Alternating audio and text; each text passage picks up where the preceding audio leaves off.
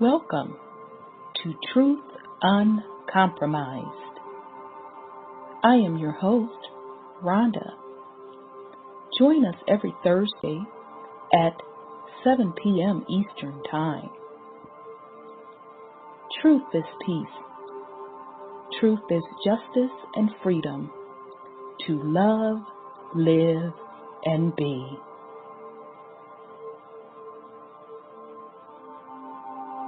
Music provided by SourceVibrations.com.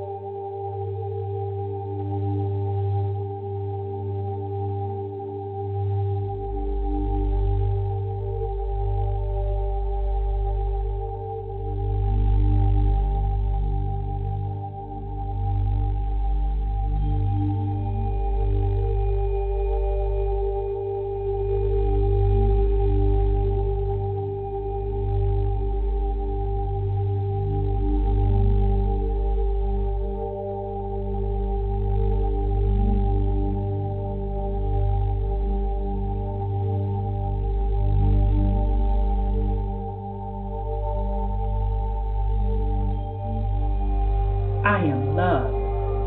I am peace. I am free. I have abundance. I have everything within me. For I was, for I am, for I always be. We are love. We are peace. We are free. We have abundance. We have everything within us. For we are, for we will always be. For Mother Earth is love. For Mother Earth has peace. For Mother Earth is free. For Mother Earth has abundance. For Mother Earth has everything within her. For she was, for she is, for she will always be. And so it is spoken. So it has been written, and it is done.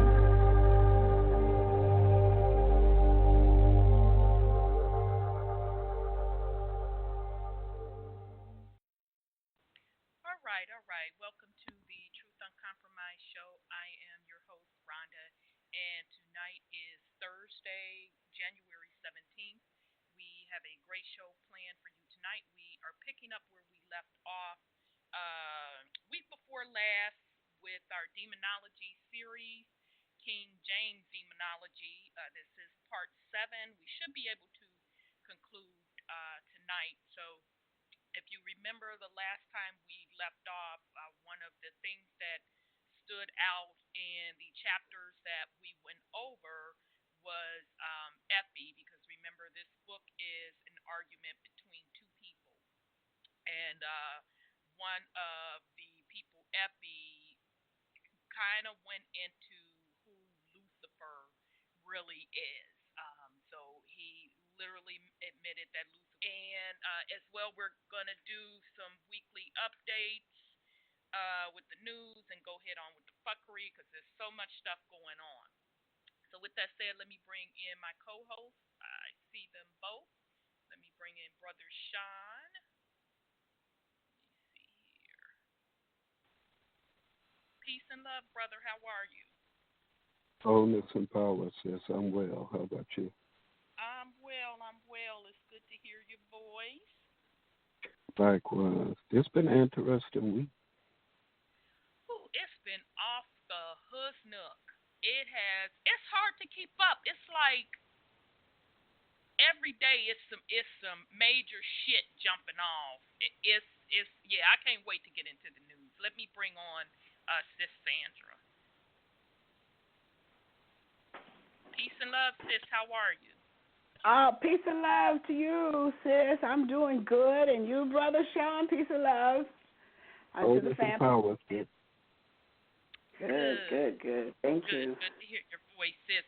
Before I get into it, if you were on the line when I was playing the intro music, that is from a brother out of Nigeria. He's long since passed, back in the 70s. What is his name? Fela, real funky music. Fela Kuti, FelaKuti. He is really the one that should be credited with that whole Brazilian funk, Afro, Cuban vibe, because that was back in the 70s.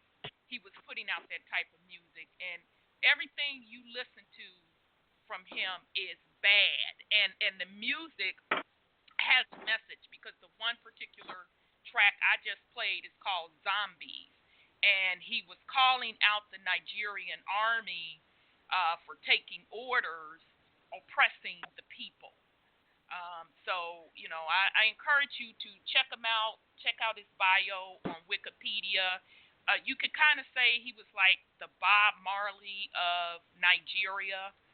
His music, he always spoke out against oppression of the people. At one time, he went to Ghana. I guess he went to Ghana because he was fleeing for his life, and then the people in Ghana got a hold of his music, and that one song I just played, Zombie, they were playing that and lashing out at the Ghana army, and so they kicked him out of Ghana. Again, his name is Fela Kuti. He's out of Nigeria. He has long since transitioned. That was back in the 70s that he was putting out that type of music. Everything I've heard from him, I actually ordered his music to have for my collection. Everything he put out is really, really tight. And interestingly enough, he has a song called Shakira, which is tight. And so now I know where the broad in Brazil got her stage name from. She took it directly from his music. So anyhow, I just wanted to give you all a little background on that. Okay. All right, so let's get into what's going on with the fuckery. Brother Sean, you have anything you want to discuss this week? It's so much. Right. But before I get off into that, I want to tell you about what happened to me. Tuesday after I get off work, I crashed early. I guess I was just spent, so I had something to do on the other realm.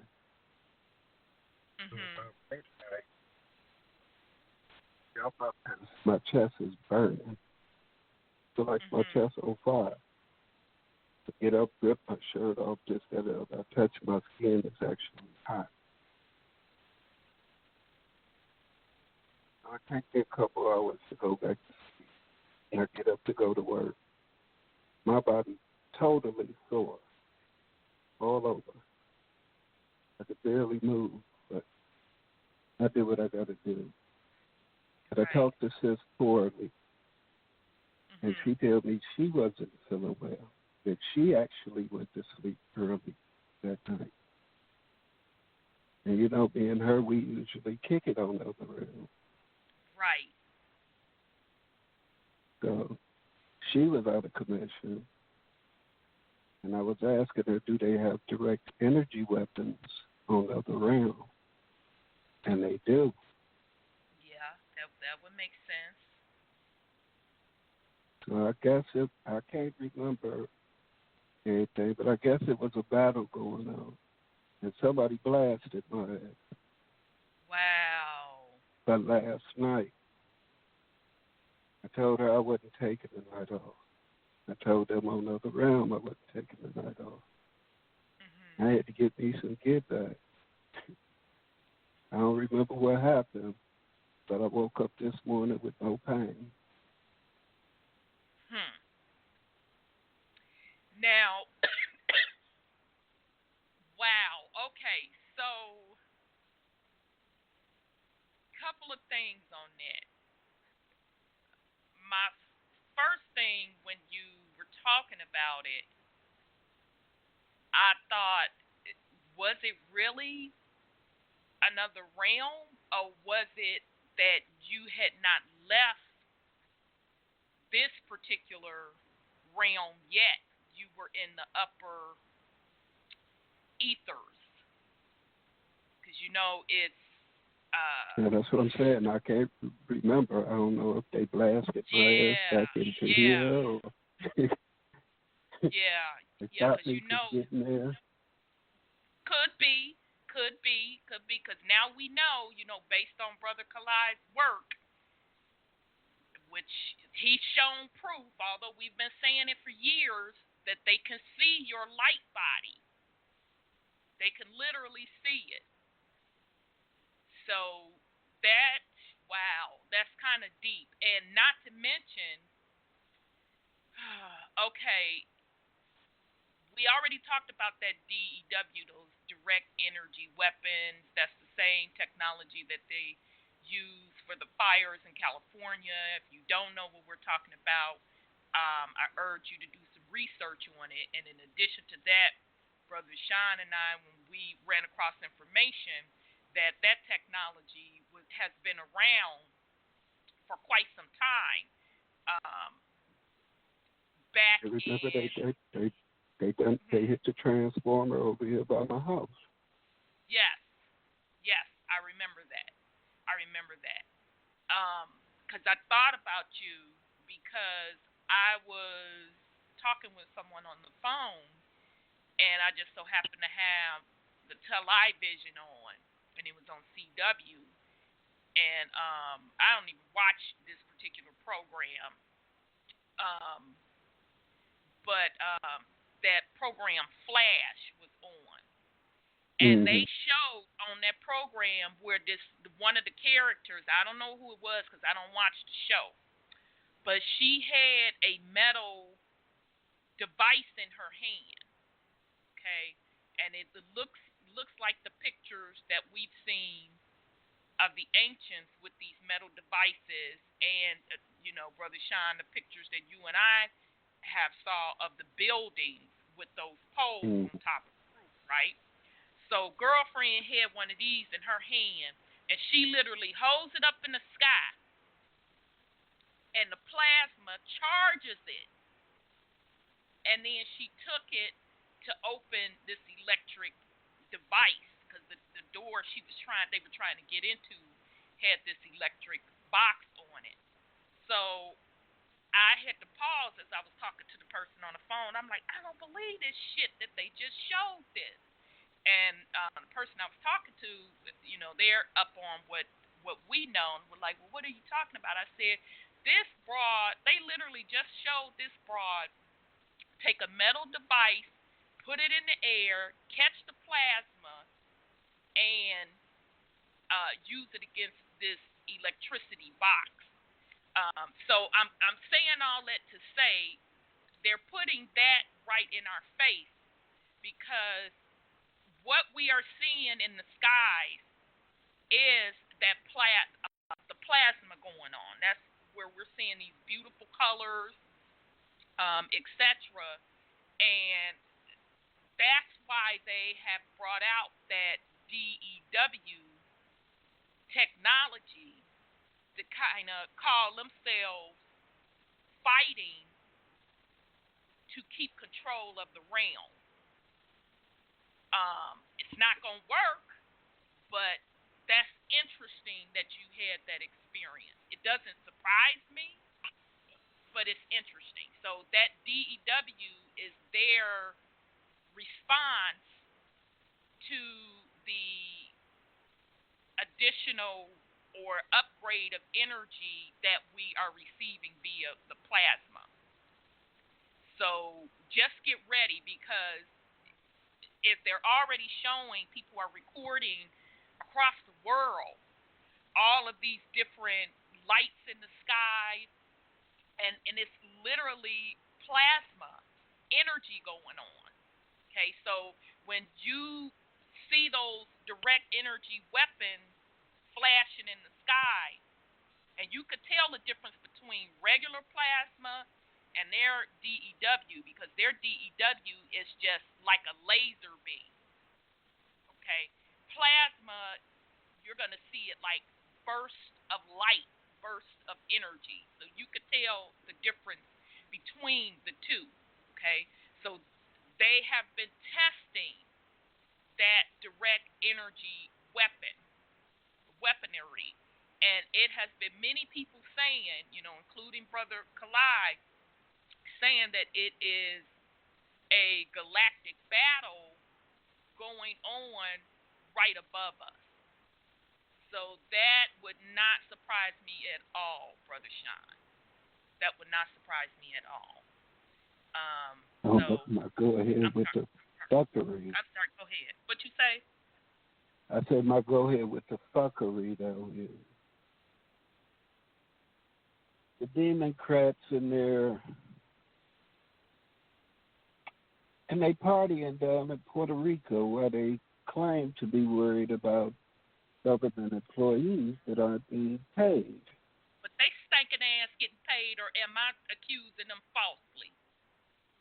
They getting paid and they partying. I mean, that's okay. I thought they were getting paid. But I don't get it. Why are they still being paid? And who decided what area of the government was shut down? But, that's neither here nor there. The bottom line is, who should have saw the writing on the wall? Mm-hmm. Now, I'm really not in a position to feel sorry for the corporate flag. They wreaked havoc on everybody else's lives. When somebody was struggling with their mortgage or this, that, or the other, y'all didn't give a flying fuck. Y'all told people get another job. So what, somebody's supposed to cry because your job gone? Go to Minuteman, motherfucker. Get you another job. I mean, y'all so quick to tell somebody else to get another job or go back to school. Go back to school. Get another job. Do something else besides taking from people who don't have.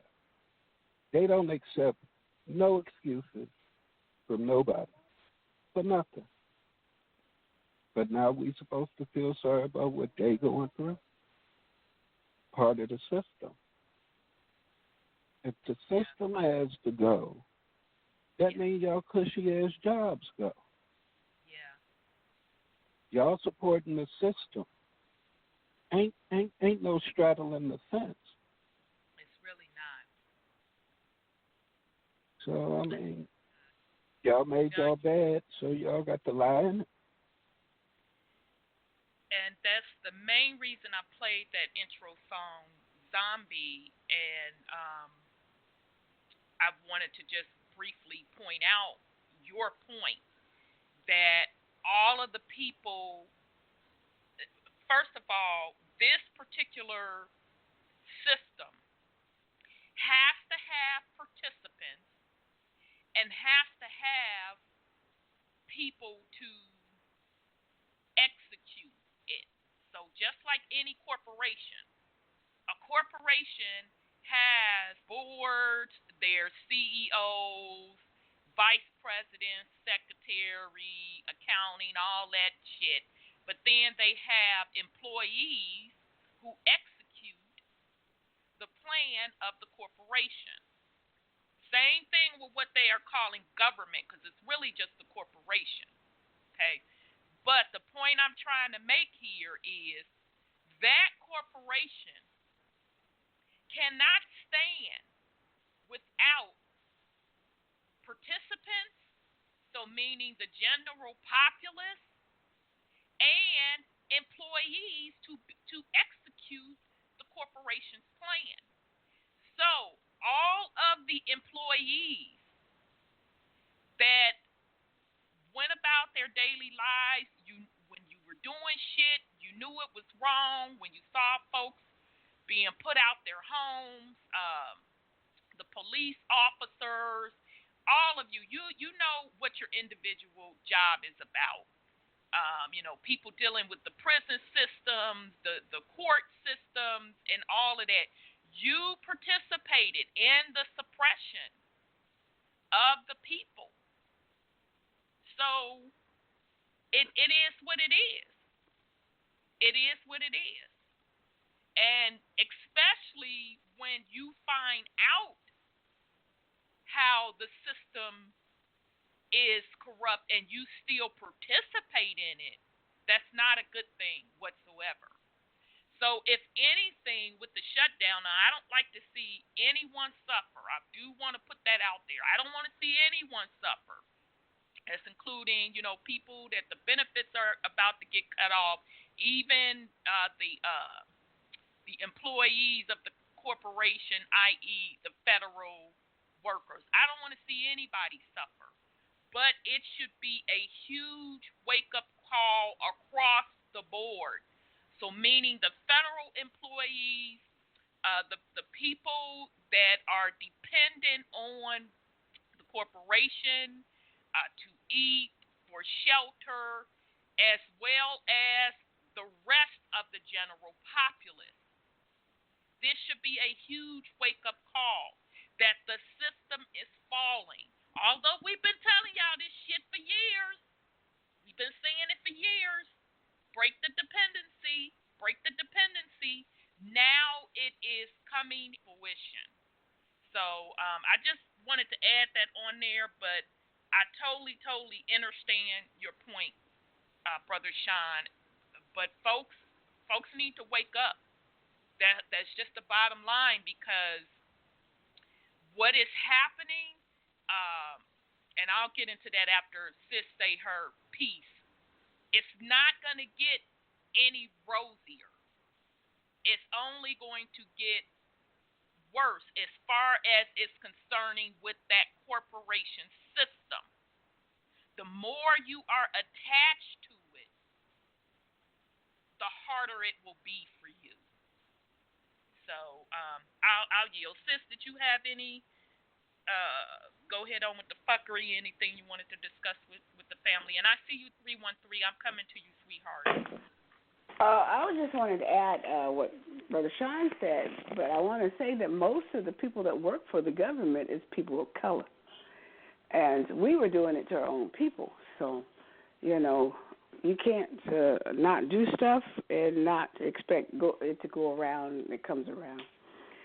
So that's one of the things that I see when I was talking to different businesses. It's always us that answers the phone, and they are not sentimental at all to anybody else's issue. Just like Brother Sean says, you got to do it no matter what. We don't care, kind of attitude. So, and they were speaking for their bosses, but you have to understand, like he said, it's a bounce back effect, and it's not pretty when it comes back to your way. Absolutely. No, you're right, because everybody has a choice. No one is being forced, but now they asses are being forced. I've been seeing something where they talking about something. They better bring their asses to work. Yeah, the IRS is being forced to, agents are being forced to go to work without pay, I understand, for the tax return, so the people can get their money. And I'm like, okay, that's called an emergency. TSA and I don't know whom else. Yeah, without pay. CIA. Oh, okay. That's under emergency. Okay, all the alphabet boys. See, and I'm not going too much on the TSA, but the rest of them alphabet boys, the payback is a motherfucker. Now, y'all, I don't have no sympathy for, because y'all know the fuckery that goes on within that system, and you upheld that system, and so now they're showing you how much they feel about you. The very thing that you kept doing to keep your job to feed your family, they snatched that shit away from you. Then telling you got to work for free. So now they're making you their slave. Right. Exactly. They became all slaves. along. Because as an employee, that's what you are, a slave. Go look it up. That's the definition of employee. Go look it up. So sorry, sis. Go ahead. No, that's you're absolutely right. They didn't care, and now they're going to cut the food stamps, and I believe, and it's not going to be melanated people that's going to get real pissed off, because the majority of them are other folks. Right. Yeah. And everybody's aren't the highest on stamps. Right. They always said that, but they've been pointing the finger at us as being useless eaters and taking from the system and all that kind of stuff. But they're going to find out something. Their own people, and they're the ones who, I can't say voted for him because he's not the problem. The problem was way before he even got in office. And he's just the bankruptcy king. He's a closer. He's he's closing it. He's a closeout king. He is the liquidation king. He's a liquidation manager. And he has no heart because he can't have a heart if he's going to do it right. Exactly. Because this is planned. Make no mistake about it. Yes, Brother Sean. It's planned. Yeah. Look at it like this. Okay, if you the Sky family and you watching down seeing all this bullshit that's going on, whether or not people are about to starve, that's about to lose their jobs or this, that, or the other. Because people been starving, and they ain't cared about none of it. And a lot of these corporations that these people work for are doing direct damage to Mama. And the Soul family, they really hear about Mama. We can continue killing each other for all they care. They've been watching us do this forever. Forever, A chain being as strong as its weakest link. We have to strengthen ourselves here by getting rid of the weakness. Nature has always done that, whether we choose to accept that or not. Or not. Everything in nature only chooses something that's strong. Nothing in nature passes on its bloodline with something sickly or weak. True that. Well, I mean, a lot of our people ain't going to make it anyway, for one reason or another. I've been saying everybody got their own path and their own journey. Now, everybody that picked these cushy government jobs, ain't no reason for you not to know what's going on. Somebody in your family talking about how dirty the government is. Somebody that turned their back on you because you with them. But all you thought about was the benefits you was going to get and the money you was making. Right, because it wasn't impacting them. Exactly. They cared nothing about the planet because the corporation is the biggest raper and the biggest terraformer of Mama. Yep. So, I mean, like they say, guilty by association. Yeah. If you flying on their ship and their ship gets shot down, you just a casualty of war. Right. Ain't none of this personal. You made your choice. I'm not saying it's not too late, but it's a matter of what you do from here on out. But if all you're going to do is sit up and point blame and not accept no responsibility for the predicament that you're in. Absolutely. 1,000% agree. And so, again, you know, like we've been saying for, this show been on the air, 3 years, probably 4 years, at least 3 years. We've been saying break the dependency from the system. Make sure you have things in your home to sustain yourself. We've been saying that for years. Now this stuff is coming into fruition. And they're force forcing the government shutdown, they really still trying to get people prepared, to be honest. They're really still trying to get people prepared. Because the way that Mother Earth is shifting is no damn joke. So I'm going to go to 313, and then I'm going to go into specific examples on how she is shifting, where now they are forced to talk about. So let me go to 313 first. 313, your line is open. Good evening. Can you hear me? I sure can. Peace and Oh, love. wonderful. Peace and love. I just wanted to give a update to the fuckery because the latest today is that now they're not in Puerto Rico anymore. They came back Sunday, and do you know that they were trying to leave again today to go on a trip to Afghanistan, Egypt, and Brussels? And so, because of the fact that Nancy Pelosi had written the president and told him that basically he was being disinvited from the being able to give the State of the Union address in front of, the both houses of Congress, which I guess they usually use the House of Representatives chambers because it's larger. But so she said, well, because of the shutdown, that there were concerns about whether there would be able to be adequate security protection for him because the Secret Service, was laid off. And so that she felt that he should just do his address in a letter. And that, he was basically just, she's saying you can't do a State of the Union address. So didn't hear anything. You know how you normally hit right back. But so he was fired, I guess, a day or two, and then today he came with it.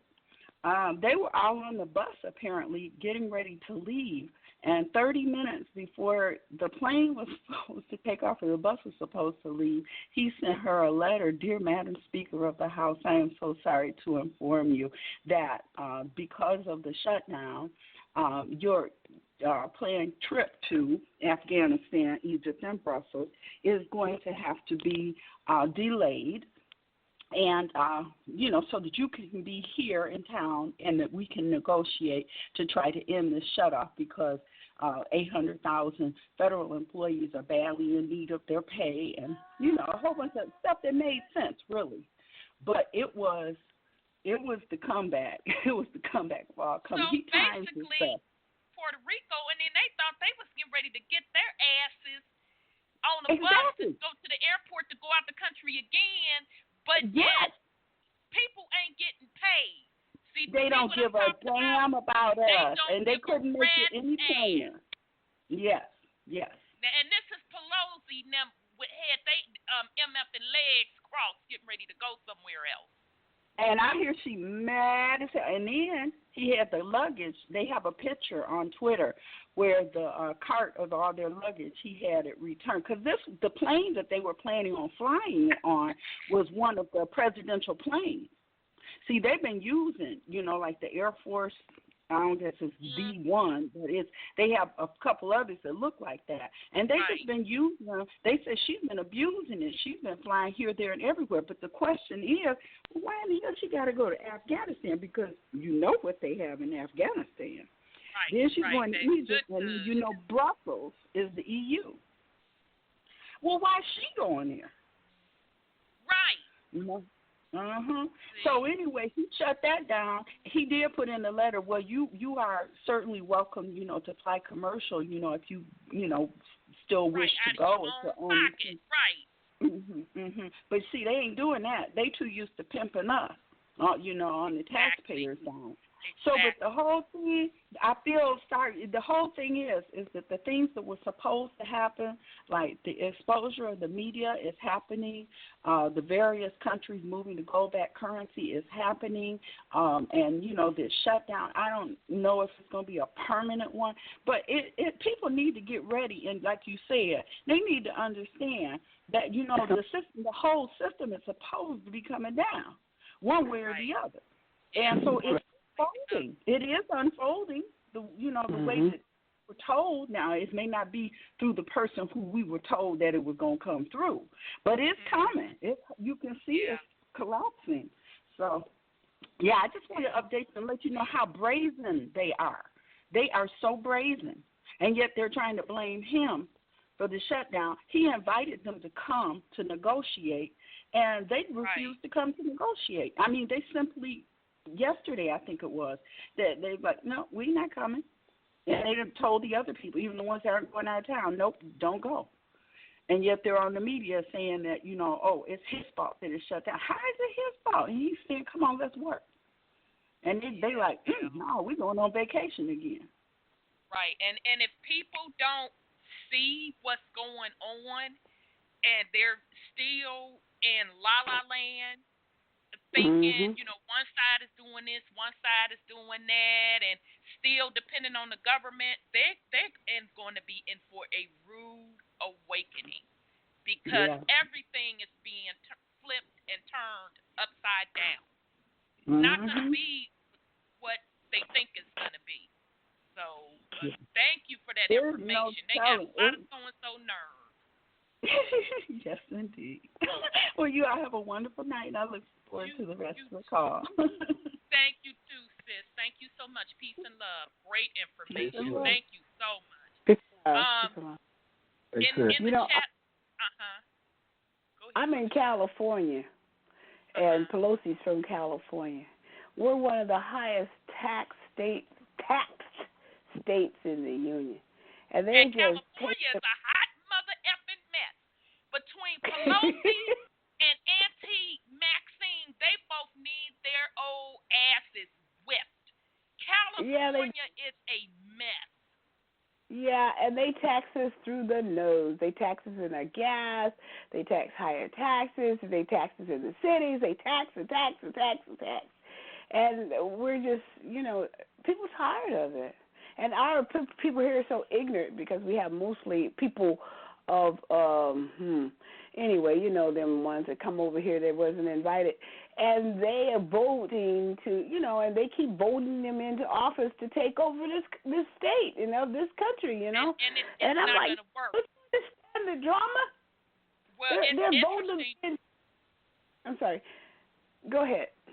No, I hear you. I just want to get the point across. Someone in the chat room, God Thompson 42, said millions of illegal immigrants in those sanctuary cities are on federal benefits, food stamps, Medicaid, etc., and then they just put in there illegally voting. And I absolutely forgot, and thank you for that, God Thompson 42, because I forgot about that angle with folks that are not even native to the land. Now, they're not even part of the country. They weren't even born here. And they come and get medical care. They come and get everything.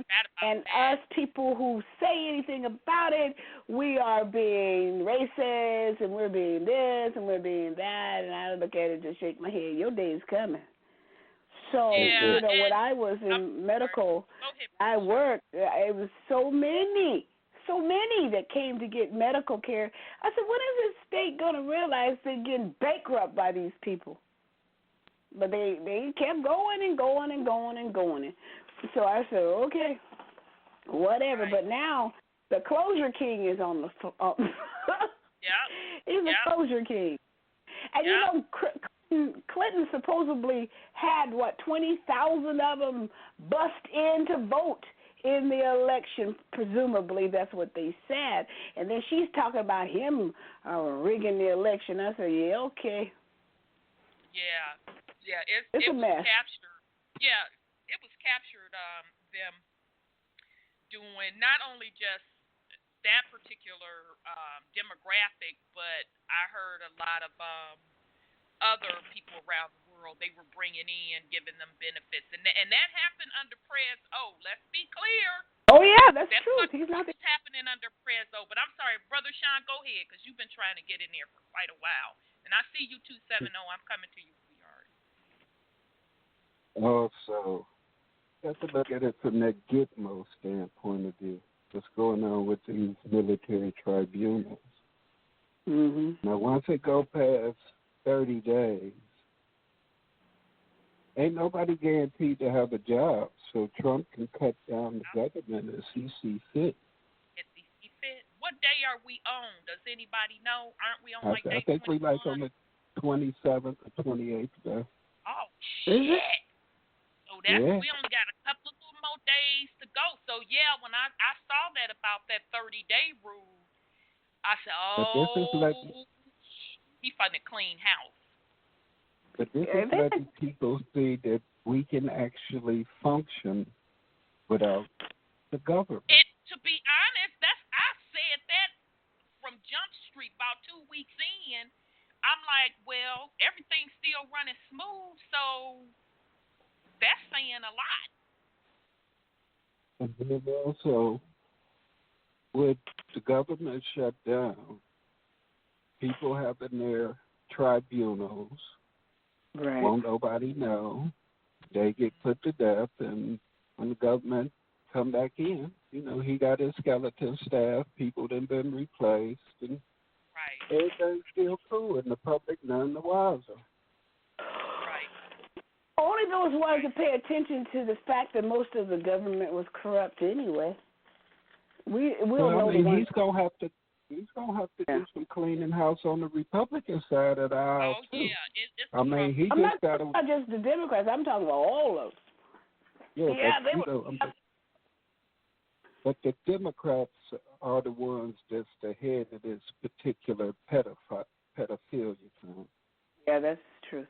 And he's also talking about rolling back Obama's entire presidency. Oh, Lord, as they say. Oh, Lord. If you gonna roll back Obama's, you got to do Clinton's and the Bushes. Yes, exactly. Yeah, but they saying the Bushes cut a deal, though. They say he cut a deal. Yeah. Well, Bush is... he's hoping to get a life sentence, but he's still going to get put to death. Oh, no, the Daddy Bush cut a deal to keep his legacy, I think it was. Yeah, and he only got to keep it for a couple of days. Then they leaked the information up. Right. Well, I say put him to death, they said. The Daddy Bush, they put him to death. And McCain. That's the scoop I got, that both of those were executed already. Yeah, that's what they've been putting out there. I can say this now. That's on the physical realm with the corporation being dismantled. There's no ands, ifs, buts about it. Anybody that don't want to believe it, that's on them. I wish them well as they stand in the soup line, wishing somebody to feed them, because that corporate system is totally collapsing and changing. Now, the reason that they are doing this from a spiritual perspective, they are trying to clean up, hoping that they can save themselves. Exactly. Because it's cleanup time in the realm, on the planet. It is cleanup time. So, and none of this is a surprise to them. They knew all the way down to the exact month, etc., when all of this was going to jump off. So don't think that it's a surprise to them. It's just a surprise to most of the populace because, as Big Mama and them say, because they don't want to believe fat meat is greasy. Although it's being shown to you that this system is being dismantled. So, very good point. Hey, remember when Trump got up there and started congratulating the African Americans for this, that, and the other, their service to the country as slaves? What was that? HR 40 something 12? Say that again. He got up there and started. Trump did. And I told you that was a signal because their system was established, and they took us down in that year. It was 14 something? I forget what it was. That the HR thing. He was telling everybody our time's up. That's what he was doing with that code of giving us congratulations for being the service to our country as slaves, the African Americans. Remember that yeah, one? I know. Yeah. Of course that was. Let me tell y'all something. I'm glad you brought that up, sis. And I'm coming to you 270, I promise. Okay. Y'all have to peep game when they're holding these press conferences. So everybody be focusing on Trump card, although he throwing up his Masonic signs. I'm like, yeah, boo, I see you. I know you in the order. But also pay attention to the people that's next to him and then anybody else that stepped to that podium. And I'm saying that to say this. If you notice, when the representatives in the administration that's supposedly and allegedly responsible for this wall, it's two gentlemen. I saw a Caucasian man, and then recently I saw a brother. Both of them on their lapels had the Masonic pin on. And somebody had pointed it out on YouTube the first time with the white guy.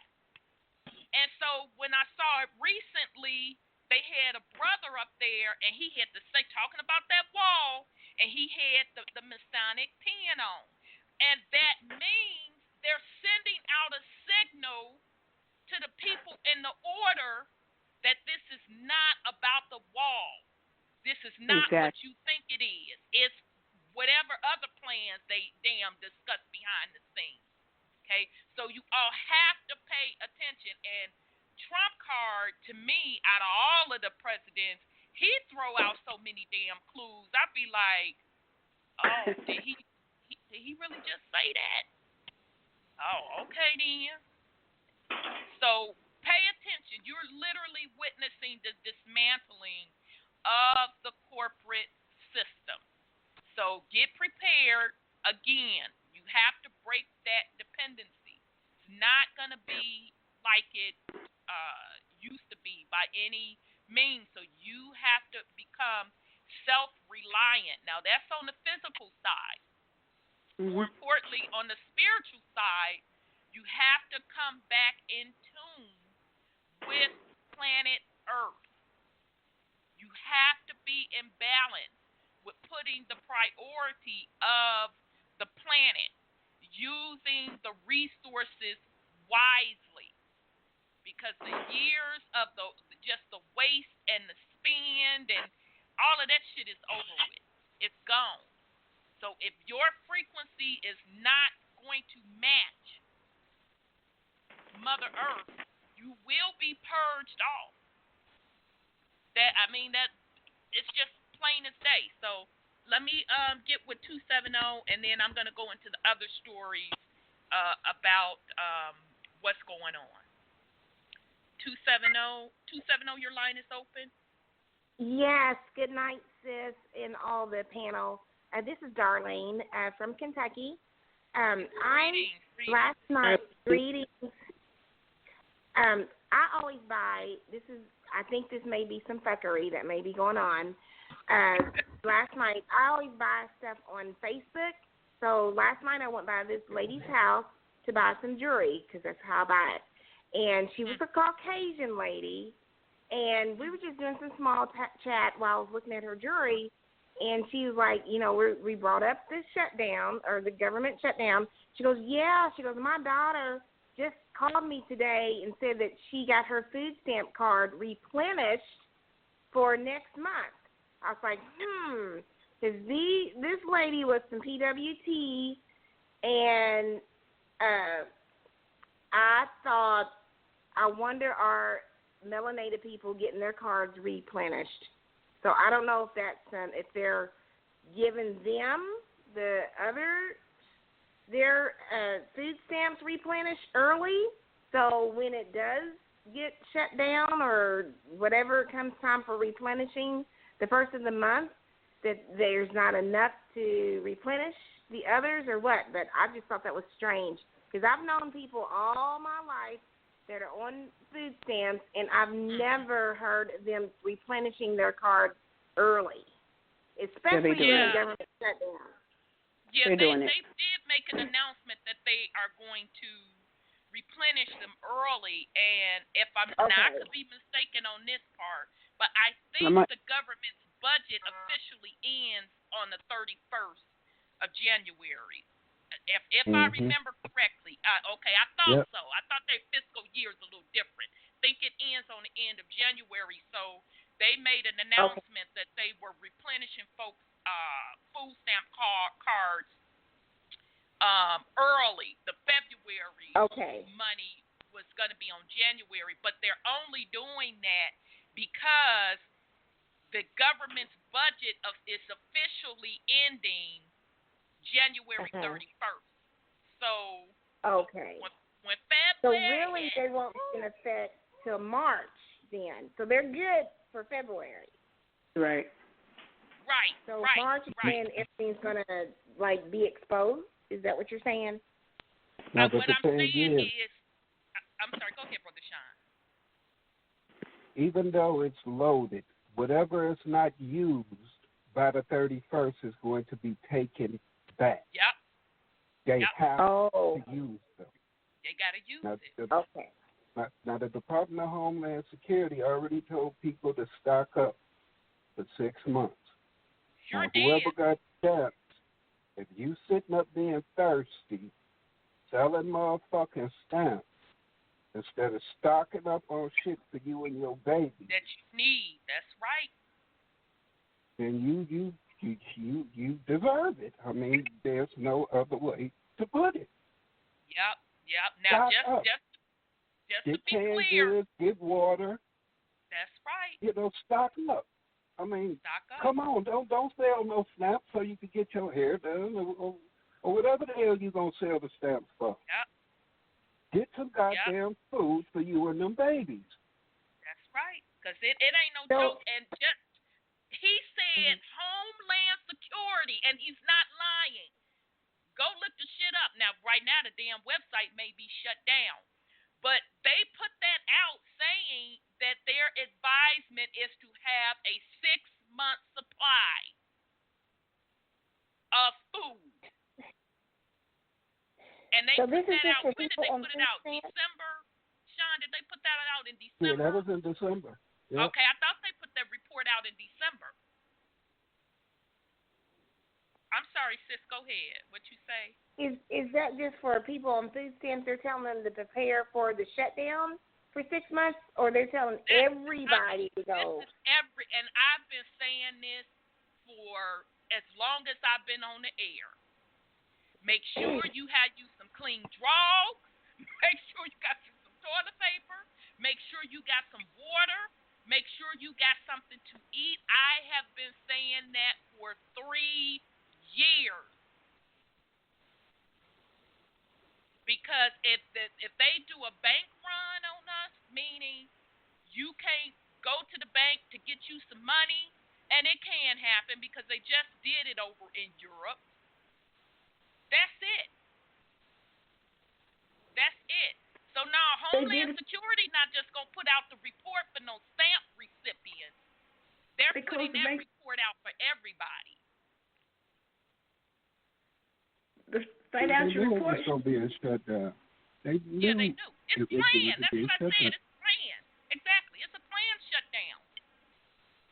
They tried it with George Bush when he died. They closed the banks down. You ain't never heard of nothing like that.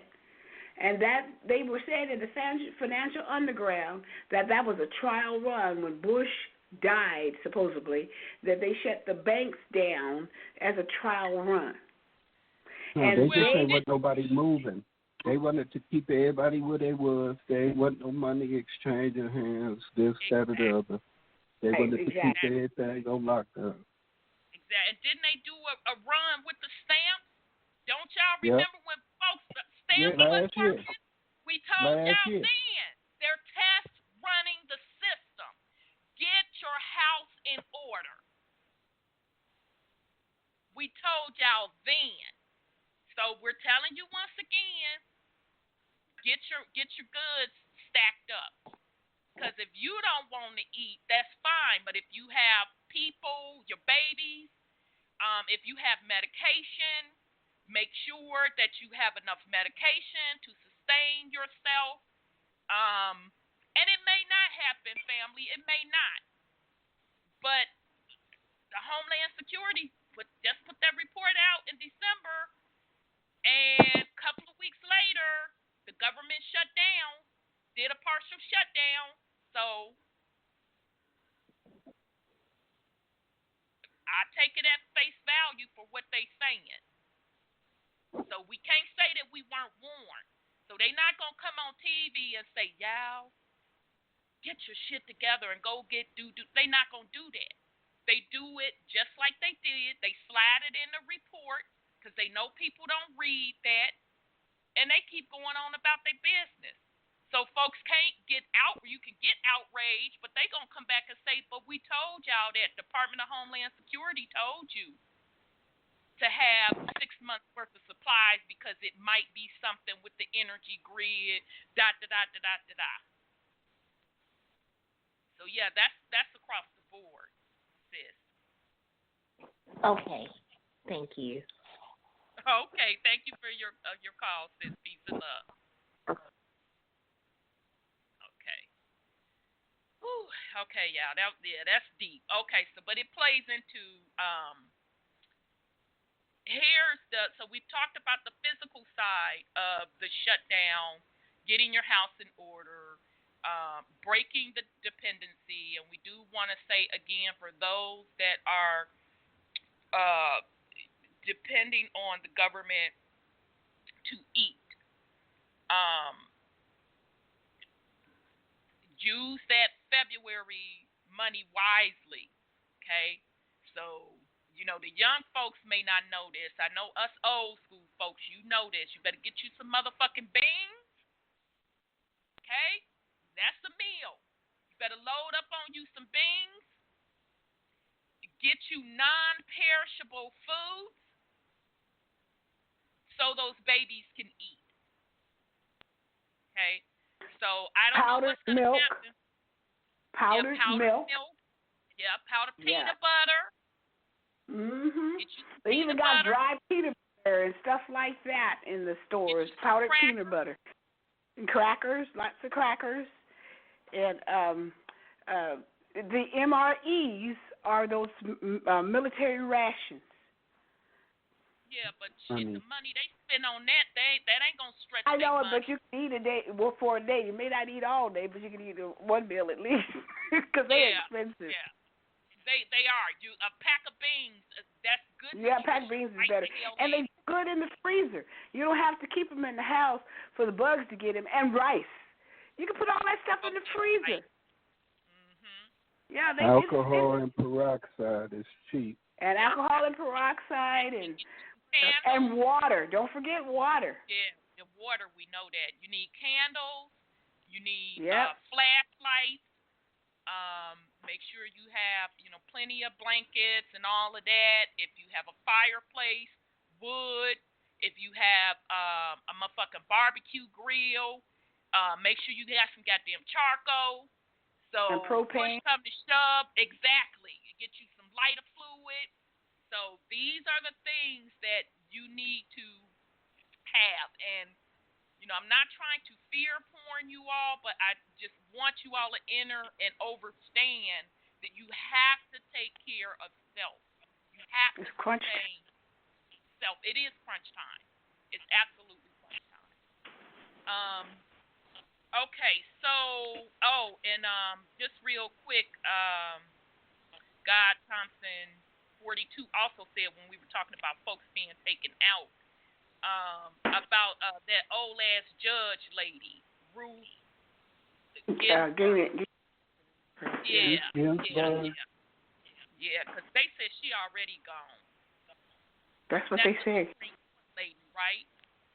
Yeah, she's been gone for a couple weeks now, so now Trump can appoint somebody else. Right, right, but they trying to, pretend like she's sick, this, that, and the third. So yeah, she was probably taken well. Okay, so y'all. Now remember, I don't be sitting up here making this shit up. A lot of the stuff that I keep talking about over and over again, I have been given this information from a spiritual perspective. I have been talking about Antarctica, that magnetic pole plasma, for at least 6 months. At least 6 months. Now, here we go. This is out of RT News, and this came out the 12th of January. Earth's magnetic field is mysteriously acting up, pushing North Pole towards Siberia. Earth's magnetic field, the basics for modern global navigation systems, is constantly in some state of flux.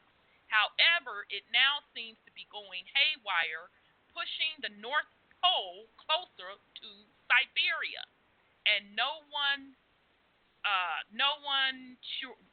knows why. They had a typo there. The field changes as the molten metals surrounding the Earth's solid iron core churns and flows, creating electric currents and a corresponding magnetic field. Okay, they line right there. It ain't no molten metal fields. It's the daggone plasma. Because it's the plasma coming underneath the ground that's moving, and the plasma in the sky. Okay? All right, so as a result, the magnetic poles tend to shift slightly as a matter of course. However, researchers don't know what's causing the magnetic field to now move so quickly. They are damn that. Again, it's the plasma.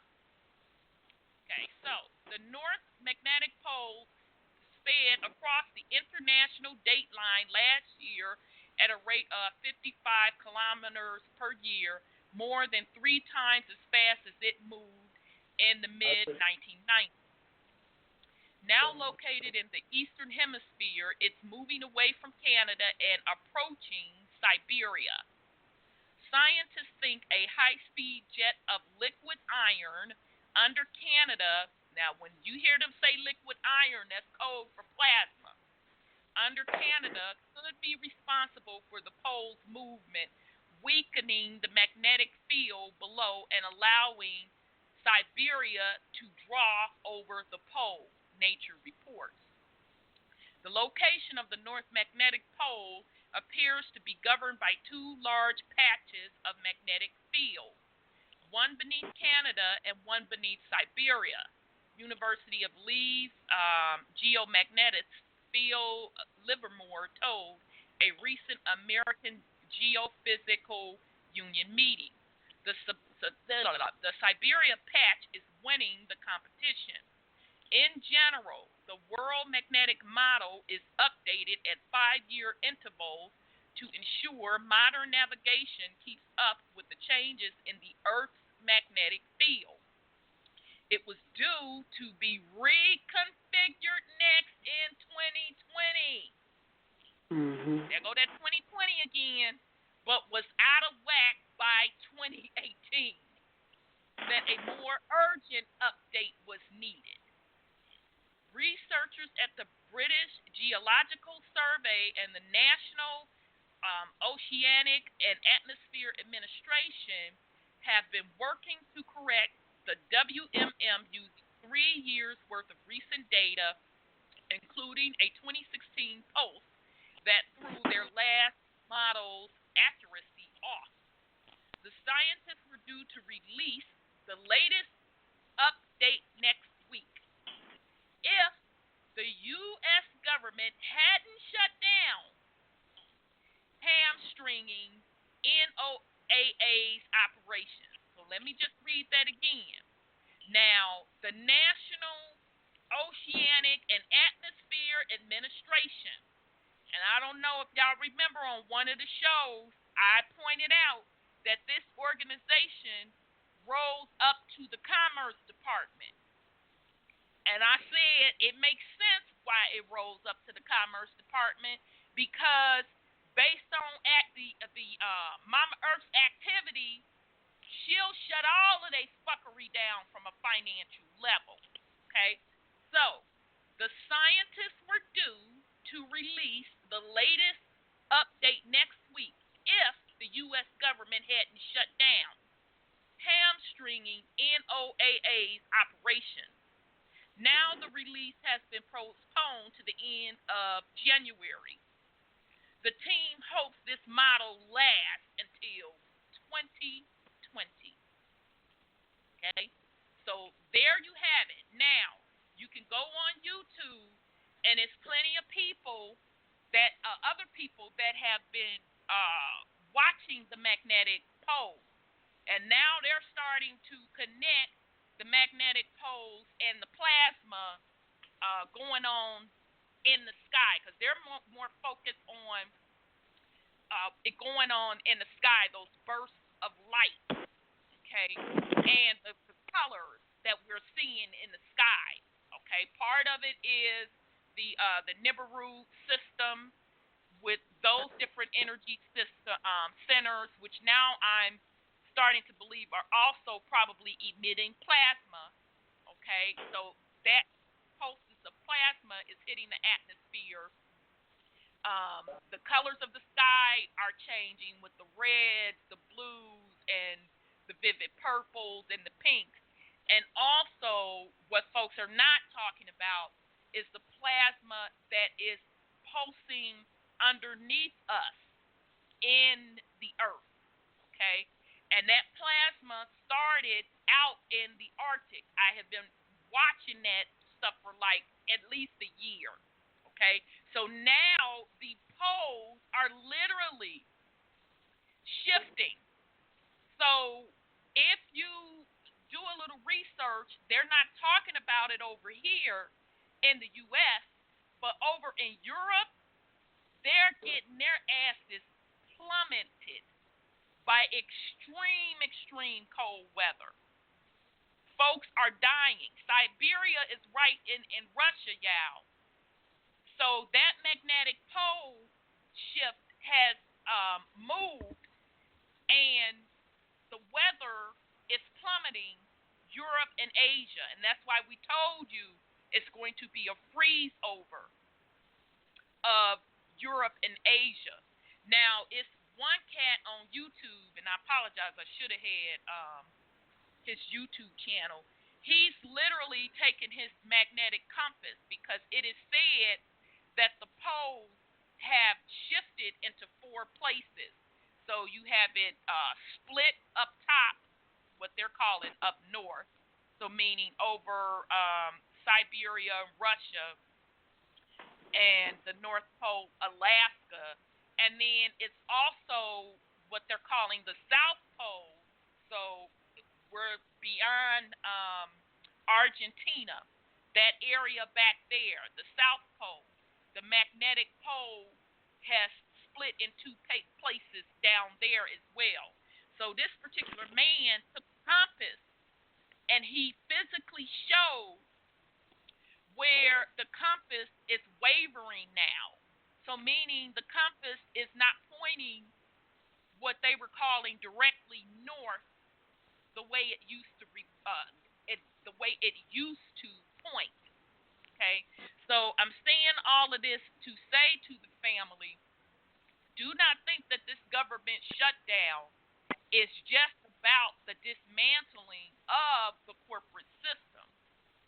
It is also about the shifting and the literally whole shift and energy upgrade of Mother Earth. Because if the shit is shut down, then you ain't got to report on nothing. But yet all of these planetary changes are study going on. Now, if they weren't trying to hide all of that fact, I want to know why the U.S. media isn't reporting on Europe being hounded by those extreme weathers, and folks are dying, and they said that a lot of their crops food crops have basically been wiped out. Okay, so this is the reason why that Department of Homeland Security put that report out in December. They knew that a government shutdown was going to happen, And then number two, they knew that the climate changes or Mother Earth's shifting of the magnetic pole. They knew that this was going to happen. And it is also said that the food supply over here will be impacted as well until Mother Earth can get adjusted as well. Okay, so I did want to share that information with the family. I'll pause in case somebody want to put something on it. Hey, sis. I heard on the 2020 census that they're not going to have a category for U.S. citizens. I heard that. Yeah, ain't that a trip? Now, Yes. that ain't a hint and a half that the corporation is leaving and they trying to get you to sign on to some new shit. I don't know what is. Yep, they That's I why they saw formed. That yep. I mean, if you think about A-Drip and the fact that they now consider themselves a state, not a government, a state, not a country, a state. Remember all the different states that was named in A-Drip? They was referred to as states, not countries. Well, the United States is not a government. It's a corporation. I know. What I'm saying is, they tell everybody, they say that the United States of America is a country, that's which is not. But in the wording in A-Drip, the United States is referred to as a state. Yes. Not state, a state. Yes. That is true. That is true. And thank you, God Thompson 42, the man that made the YouTube video that's tracking the magnetic pole with the compass. That YouTube channel is Maverick Star Reloaded. Maverick Star. So MAVERICK Star Reloaded. Yes, thank you for that, God Thompson 42. Yep. You know the magnetic, the polar vortex has split into 3 sections, they say. And Mr. MBB33, he had right into 3. He has pictures from Austria where they have 50 feet of snow. And some up in the mountains is 100 and some odd feet of snow because they're getting plummeted by the winters now. And they're not even talking about it here. Yep. No, and we should be prepared because it's going to be the Northwest, it's going to be the East Coast, and some of the West is coming because we have one coming over here in California, a winter Arctic blast coming in the next few days. And we don't have clothes for that. They don't even make clothes in California. You have to, order that kind of stuff for a blast of Arctic air like that. And since it's going to they said it's just going to blast, but actually it's going to change. Everything's changing, and people need to be prepared for all the changes. Absolutely. Now, speaking of, and thank you, Brother Sean, for bringing up about the U.S. citizen, because they're saying it's not going to be on there. And I was falling out. I'm like, I know it ain't going to be on there because we weren't supposed to be no citizens in the first place. Not the indigenous people, but anyhow. Right. Okay, so here is an article out of Politico. I don't know when this. No, this is old. This is not the one I wanted. Pay attention to, he just told the Native Americans, now y'all know who I'm talking about when we talk about Native Americans, that they're getting cut off of their benefits. So as the shutdown happens, they ain't getting their stuff either. And so their particular, I think it's the BIA, was trying to talk on their behalf that they can't do that he's breaking treaties because they're a sovereign nation. And Trump card supposedly and allegedly said, you all are not sovereign nations. I said, oh, hell no. Did he just say they are not sovereign nations? Yeah, he did. So pay attention to what's going on. He put them on notice, too. He literally are cutting their benefits. Yeah, but how they a sovereign nation if they get corporate benefits? I've always said that. And people was looking at me like I was damn crazy. I'm like, especially the indigenous people that are, oh no, if you wanna have your particular tribe, what do you call it? Be recognized as recognized. I don't see nothing wrong. What the fuck would you advise somebody like that for? When you're not sovereign if you do that. Well, Trump surely and truly reminded them, because they were talking about how the impact of the shutdown was impacting them, and the sad part about it, impacting the folks that are on the reservation who really need those food stamps and stuff the most. Because remember, they're not the ones getting the big payout like all of the other truly Caucasian people that have just took on the identity that's been getting paid big time in the casinos. Okay? Right. You have people on them reservations that's really living hand to mouth. So they're dependent on stamps and them other services. And so Trump card basically told them, well, y'all not a sovereign nation, so what are you talking about? Don't come to me with no treaties or none of that. So in other words, what he's saying, don't none of that apply. So this is a huge wake-up call for all. If anything, he owes our people all the money they've stolen from us, the land and everything. And to stay on your land and have to pay your property that they stole from you. It's like somebody stealing your ring and then you got to buy it back. That's crazy. And I'm sorry, sis, I didn't mean to cut you off. And that's what we've been doing for centuries now, is paying for our own land. They owe us. Exactly.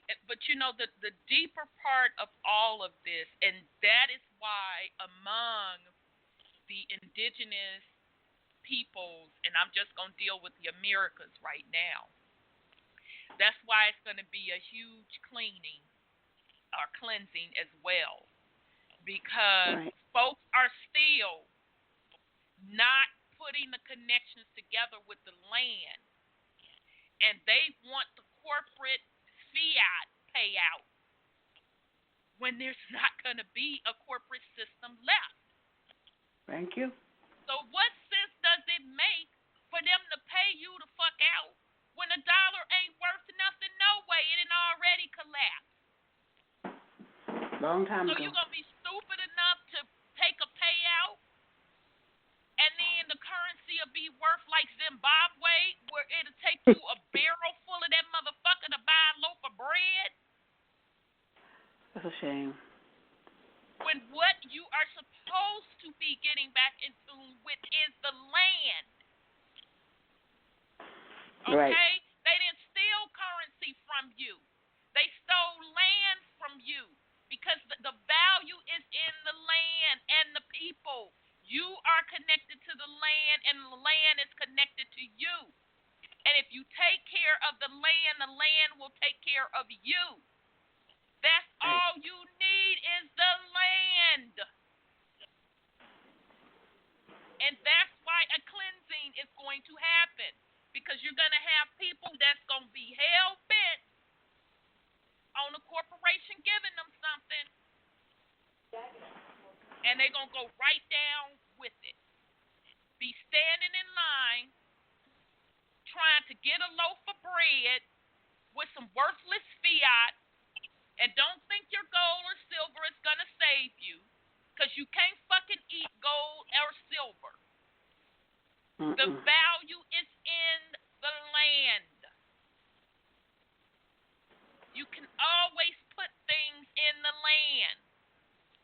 to give you your food. You can always get water from the land to quench your thirst. You can always build or shit. If it's warm enough, lay in the fucking grass to sleep on the land. The rest of those things are illusions. And that's what this collapse is showing you. It's twofold. It's a physical corporate collapse and a spiritual collapse. And in order to survive, you need to enter and overstand both. Divorce yourself from that corporate stuff and start back getting in tune with the land. And it's really sad that we've lost a generation that don't know the concept of living off of the land. I was fortunate enough to know what it meant to grow the food, and you only went to the grocery store with very minimum. That's how melanated people used to live. Right. Anybody that grew up in the South, back in my era, that's the way Grandma and them rolled. It was a fucking treat to go to the store to get junk food and candy and all, but everything else was off of the land. Made your and own the bread. vows will always be on the land. Yeah. Your own cakes. Exactly. You didn't need that Somebody stuff knew how to sew in the family. Exactly. Exactly. Absolutely. Absolutely. Only other thing I wanted to bring up, just again, pay attention to the Arctic. Live Science had an article come out a couple of days ago saying Antarctica is dumping hundreds of ice into the ocean right now. So basically, I'm not going to read it, but they're basically saying that as the ice keeps getting dumped or melting, then that rises the sea level as well. Okay, Right. so the consequences of that would be massive flooding as well, and there's also someone put a video out, and I can't remember who it was, talking about the earthquake on the Canary Islands. And anybody that's familiar with the prophecy that there is supposed to be two big earthquakes, one in Cali that's supposed to split Cali off back into being its own island, and then the other big earthquake is supposed to be Canary Island. And once that earthquake hits, it's going to cause a tsunami that's going to flood the eastern part of the United States. And Florida is supposed to get hit really, really hard.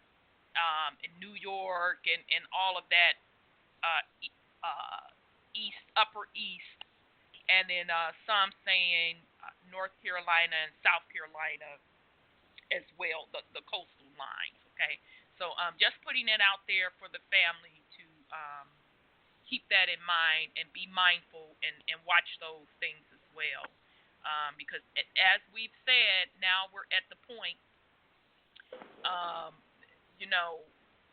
We are living out Revelation. Literally. So just, be prepared and keep being in tune, family. Okay, so, all right, that's all I had for the weekly news, unless somebody else has something to put on it. If not, excuse me, we'll get into demonology. All right. So we left off at we're in the third book, the final book. We're on chapter 6, and the argument is of the trial and punishment of witches. What sort of accusations ought to be admitted against them? What is the cause of the increasing so far of their number in this age. Okay, so Brother Sean, are you in a position to help split the reading? You do Phi and I do Epi's long-winded ass.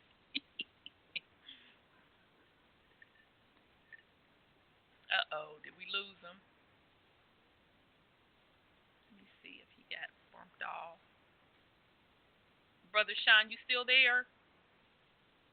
Okay, he might have stepped away. Okay, so I'm going to start out. Okay, so I'm going to start out with Phi. I'm here, sis. Oh, okay. I didn't know if you was in a position to read Phi's part. And yeah. I'm okay. good. Okay. Alrighty. So chapter 6. Third book, chapter 6.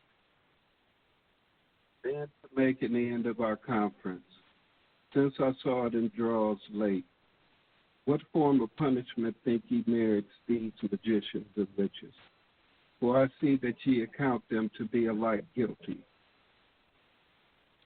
Okay, so Epi, they ought to be put to death according to the law of God, the civil and imperial law, and that the God is the G-O-D, capital G, little O-D, the civil and imperial law, and, y'all, we can't make this up, and municipal law of all Christian nations.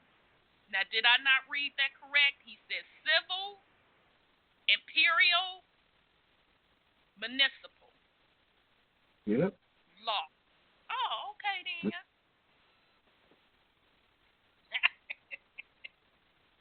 Go ahead, Brother Sean. I'll tell you. Exactly. But what kind of death, I pray you? Epi, it is commonly used by fire, but that is an indifferent thing to be used in every century according to the law of every custom. country. Oh, country, sorry. Every country, according to the law or custom thereof. But ought no sex, age, nor rank to be exempted? Epi, none at all, being so used by the lawful magistrate, for it is highest point of idolatry, wherein no exception is admitted by the law of God. So did he just not say that they don't give a damn what your age is? Mm-hmm. Just making sure I was clear. Okay. And barons may not be spared? Yea, not a hair than less of my conclusion, or least of my conclusion. For they are not that capable of reason as to practice such things. And for any being in company and not revealing thereof, their less an ignorant age will no doubt excuse them. Damn. I see you condemn them all at the council of such craft. No doubt. Now, if you know that ain't us with that no doubt. No Right. doubt. No doubt. For as I said, speaking of magi, the consultors, trusters in, overseers, entertainers, or stir up of these crafty folk are equally guilty with themselves that are the practicers. Rather may the prince then or supreme magistrate spare or oversee any that are guilty of the craft upon some great respects known to him. Epi. The prince magistrate for further trials cause may continue the punishing of them such a certain space as he thinks convenient, but in the end spare the life and not to strike when God bids strike, and so feverishly punish in so odious a fault and treason against God. It is not only unlawful, but doubtless no less sin in that magistrate, nor it was, what's that, against, I'm sorry, selves sparing of AGAG. And so, comparable to sin of witchcraft is self, as Samuel alleged at the time. So he's quoting 1 Samuel 15. Might that Agag be Agog? Agag, okay. I don't even know what Agag is, but okay, yeah. Agag was a king, I think. Yeah, he was the king of the Moabites or something. No, of the, what are they called? Starts with an M. I can't think of it right now. Mennonite. Yeah, Amorites. Amorites, yeah. Not M, Amorites, yeah. I got the M part right.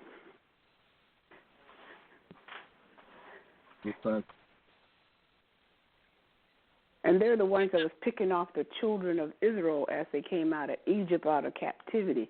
They were killing the ones in the back rows, the women and children. They were enemies. And I find it interesting that throughout all of this, he keeps bringing in law into this. So clearly, he's tying in church and state, right? Right. Yep. Really, church and state are one state. and the same. Exactly. It's one and the same. One and the same. Absolutely. Surely then, I think since the crime ought to be so severely punished, judges ought to beware to condemn any, but such as they are sure are guilty. Neither should the clattering report of a Colonies serve in so weighty a case. Okay. I got it. Okay. And this is Epi. Judges ought indeed to beware whom they condemn, for it is as great a crime, as Solomon saith, to condemn the innocent as to let the guilty escape. Proverbs 17. Neither God, ought... he has his nerves. Huh? I said he has his nerves. Quoting Yeah, scripture. the MF nerves. He does have nerves. Neither ought the report of any one infamous person be admitted for a sufficient proof which can stand of no law. Okay. So before Brother Sean gets into this, I just want the family to be aware. Now, Epi been quoting the Bible ever since this argument started. But Demonology was written or released in 1597 prior to the Bible's official release, the King James Version, in 1611. So that just shows you that they had already had those sets of scriptures prior to the King James Version Bible being put together. And when we go into the next series, when we talk about the Black Nobility and the 13 Colonies, you're going to see how that particular group of people closely stick to those biblical scriptures and stuff. Okay, I'm sorry, brother. I'm sorry, go ahead, sis. Can I say something? I was thinking about King James. He can't do witch hunting anymore legally and killing folks. But they use the spells still today. And it's in the New Testament. And the doctrine of the Old Testament is our ancestral magic. And they don't let that happen in the churches and stuff like that. They use the God spell or the gospel in the New Testament to make sure that we fall for their God. And so God's gospel is God spell. And you can look at the etymology of the word, and it's Godspell. So they then changed it around. And then if you look at Revelation, because you said we're in Revelation, and they said that the synagogue of Satan is the Jews that are not and say they are. But what he's done is make sure you don't go and listen to what the Jews, the ones that are not, is saying, because the spells or the testament that they use are magic. And he has done that to keep us away from, it's a diversion, to keep us away from the magic, the Cabal, the Merkabah, the Old Testament, the Sefer Oath, the trees of life. He's done that to say they're the synagogue of Satan. So don't go over there. But that's what they use, is our stuff. Right. But he made absolutely. He put a fail-safe in that Bible so we will stay away and keep under the spell that he's put down there for us. And it's interesting because I have gone back and forth with my view of the Bible, but then it finally clicked. The more I started to unlock things, I said, I get it. It's a book of code. So the Bible can be two things to you, depending on where you are.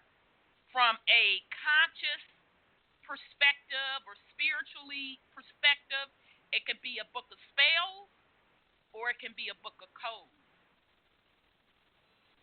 So if you are still under the ideology of the capital G, lower O, lower D, then it's literally a book of spells for you.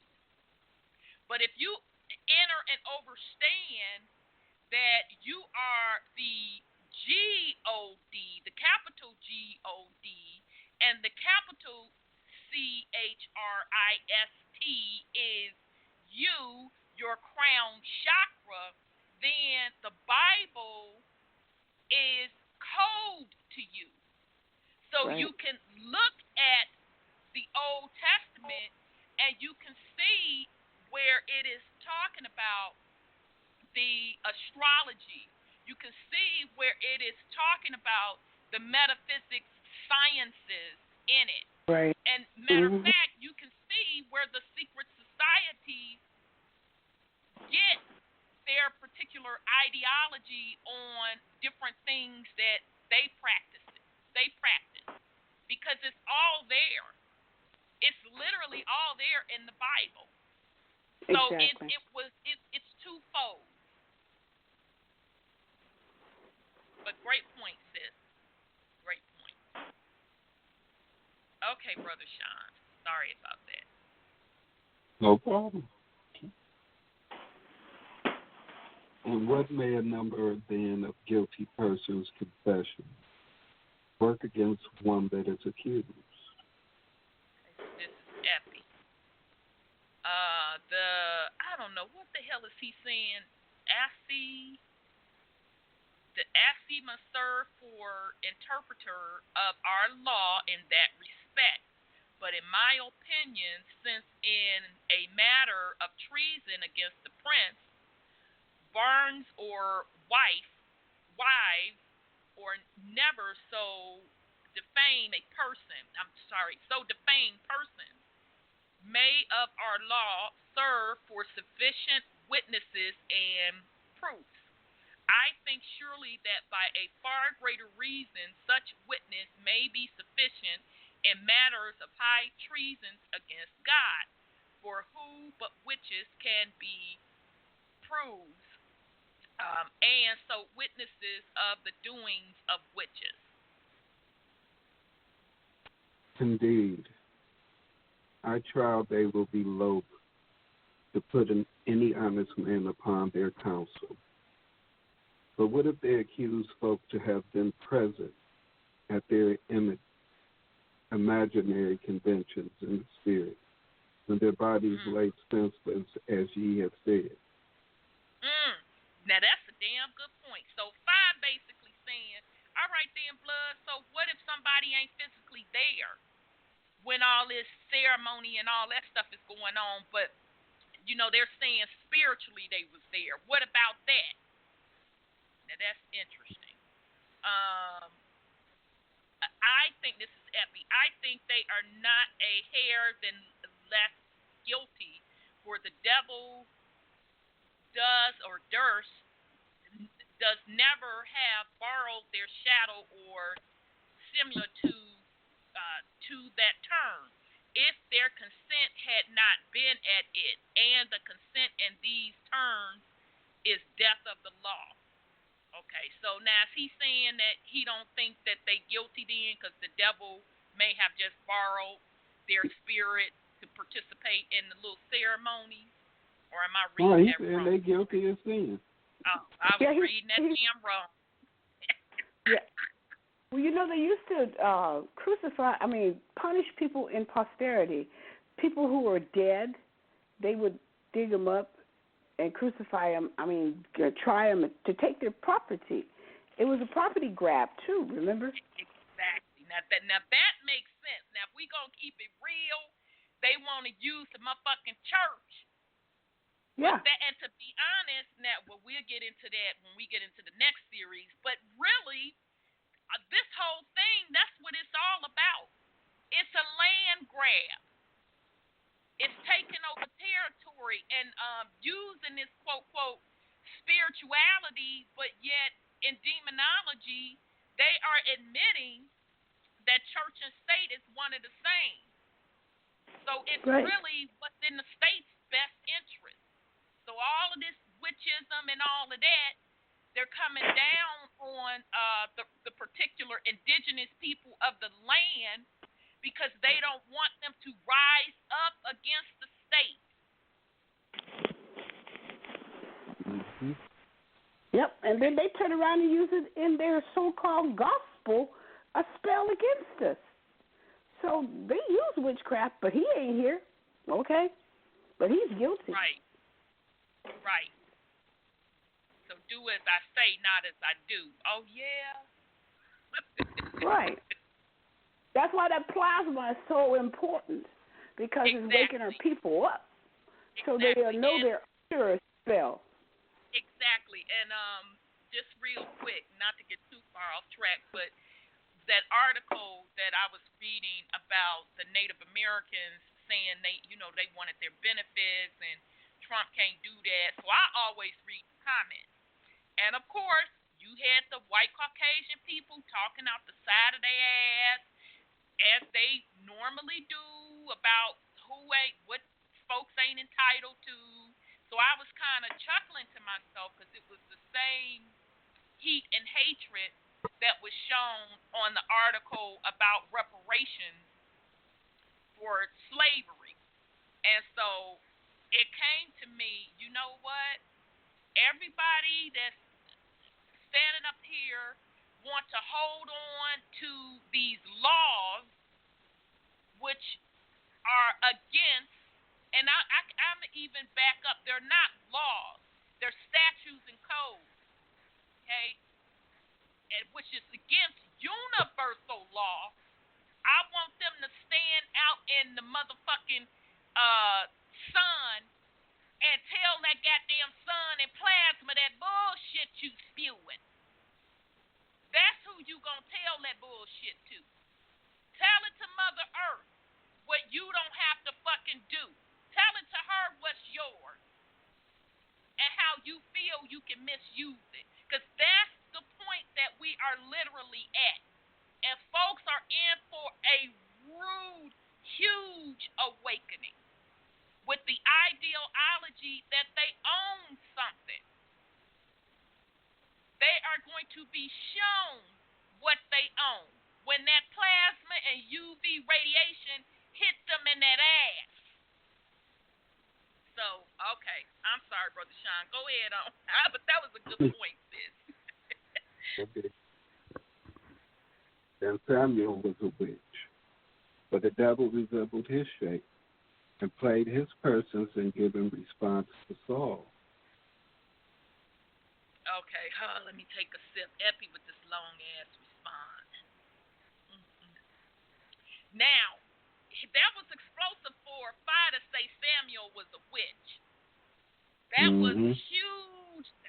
Because if y'all remember back up in the day, wasn't it said that the witch was accused of conjuring up Samuel? The witch of Endor.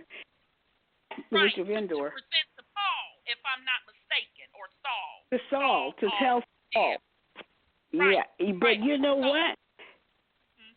He said that Samuel was a witch, which in the Bible they put him as a prophet, right? And a high priest. Like, high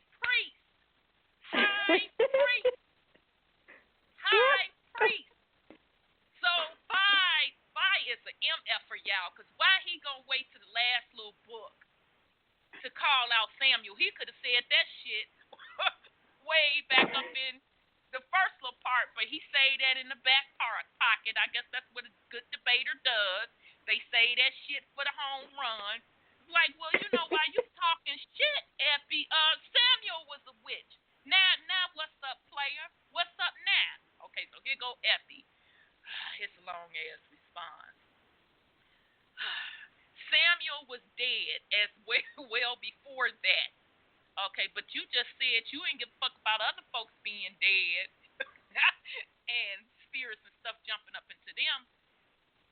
You was gonna prosecute and kill them, but okay, this Effie, y'all, we know he talks both sides. Okay, Samuel was dead as well before that, and so none could slander him with meddling in the unlawful art.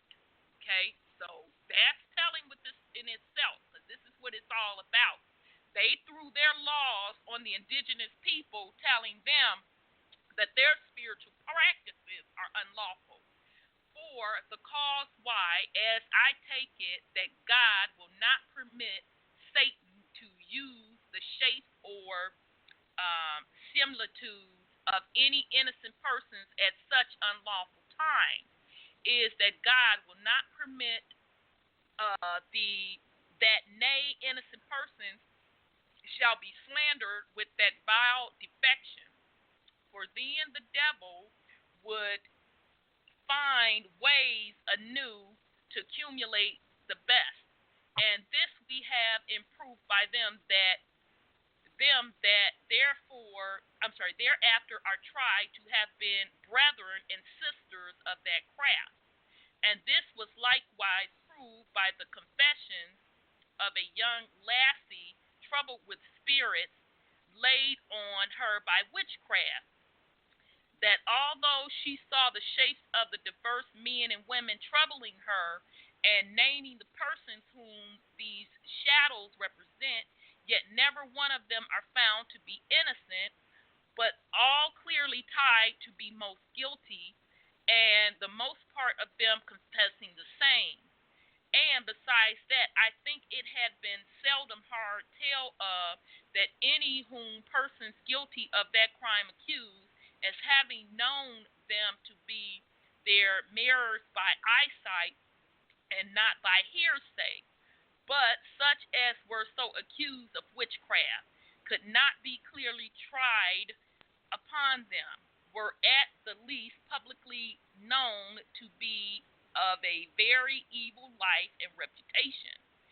So jealous is God, I say, of the fame of them that are innocent in such causes.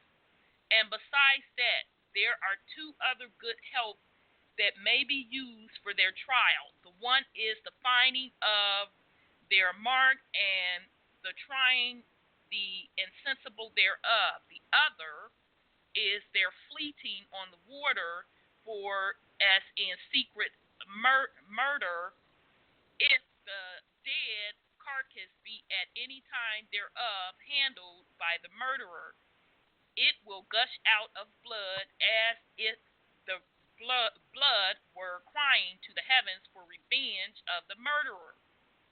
God have appointed that secret supernatural sign for trial of that secret unnatural crime. So it appears that God has appointed for a supernatural sign of the monstrous impiety of the witches. Impiety.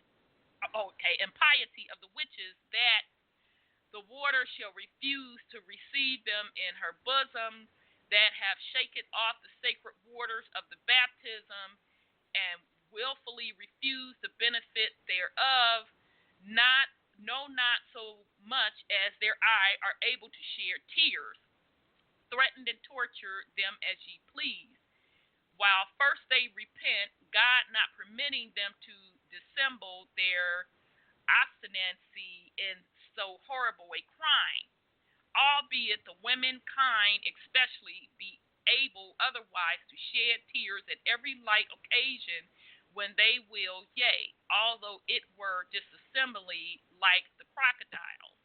So in other words, they're trying to cry themselves out of it.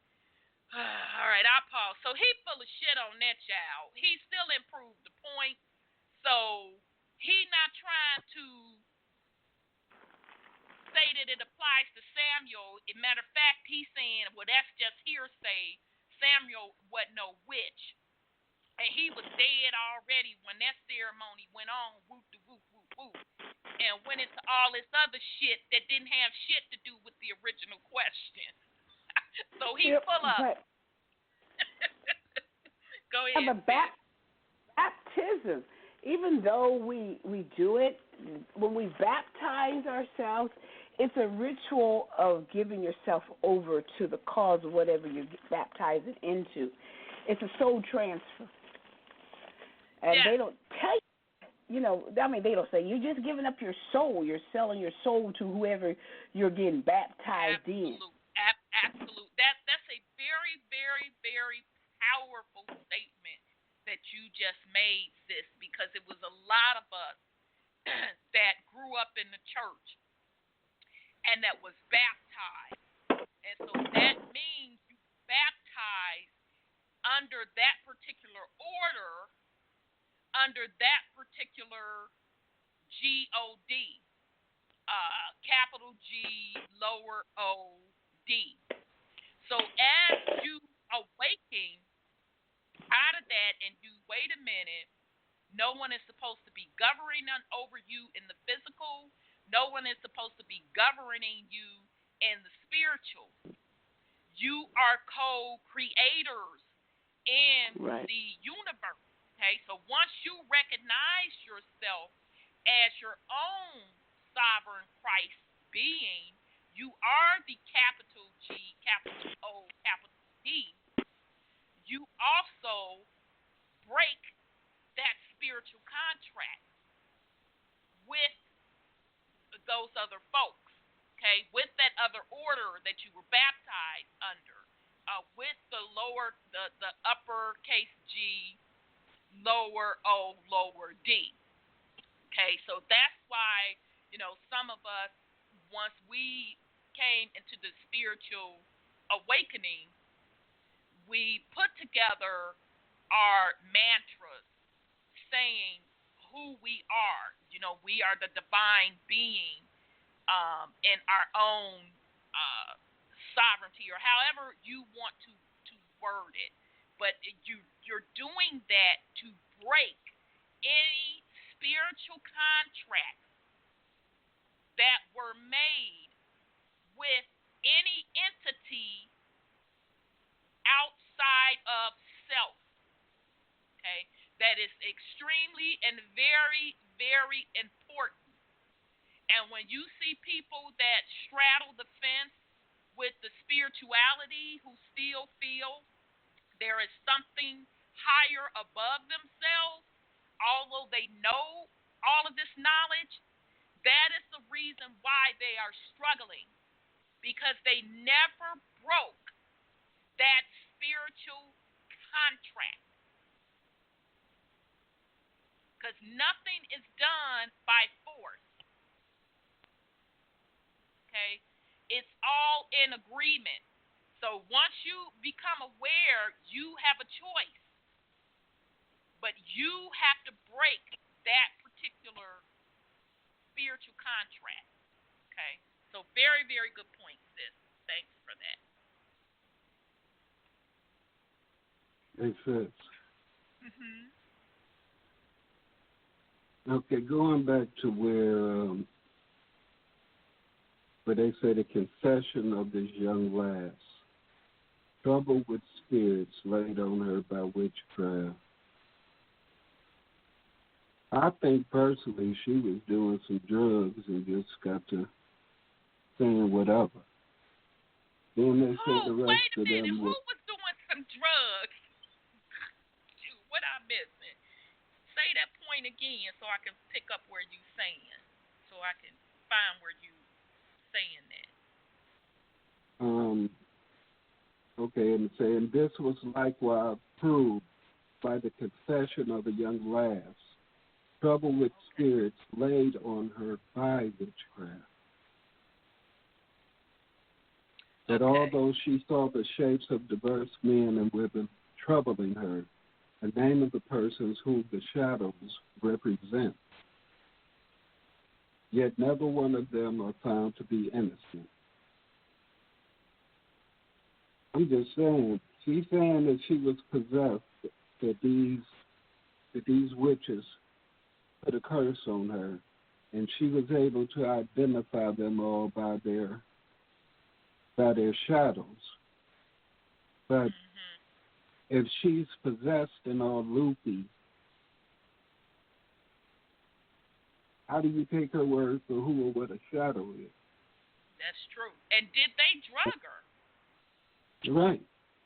Did they drug her to get this supposedly and alleged confession? And then the way that they were torturing people, which he talked about earlier, I mean, if you get tortured like that, you're going to confess to just about anything. Right. But then it goes on to say, so jealous is God, capital G, lowercase o, lowercase d, I say, of the fame of them that are innocent in such causes. Why would God be jealous of somebody being innocent? If you God, you knew they was innocent to begin with, right? Right. And to me, I took that as that their God is jealous of the power that the witches have. Mm-hmm. That's the way I took it. Because they said jealous of the fame. Okay, so you're supposed to be all that in a bag of MF and chips. Why are you jealous of the witches' fame? Because they, getting flossed on, as the young children say. So why the hell are you jealous? And I think it was because of the witches. Because remember, this is about as these particular kingdoms came in, taking over the indigenous people's land, they had to squash their spirituality. And so the witches, the high priests, the sorcerers, and all of them, they were the rock stars. And the witches were the highest. So he kind of told on his God himself that's really what the God was jealous of. And that that these folks are innocent. Well, I hear something based on history. It's all about the money. And when people back in that day were jealous of somebody, they always used to go and confess to the church or whoever was the witch hunting person that this person did this to me and their spirits are bothering me. And that was a way to confiscate people's wealth as well. That makes sense. And so if she was a lass without any money, and saw somebody that she was envious of for having money, she could do that all the time. They used to do that. Yeah. Yeah. And she could have done that, but he didn't say that she was jealous. He said God was jealous. Well, they have to put it on God for doing it to the people. He couldn't just outright kill them. He just have to say they were witches and, working for the other god and using magic against people. That's what they did. Right, but Effie said his God was jealous. Well, yeah, of the money. Now that's deep. That's what Effie said. Yep. It's this.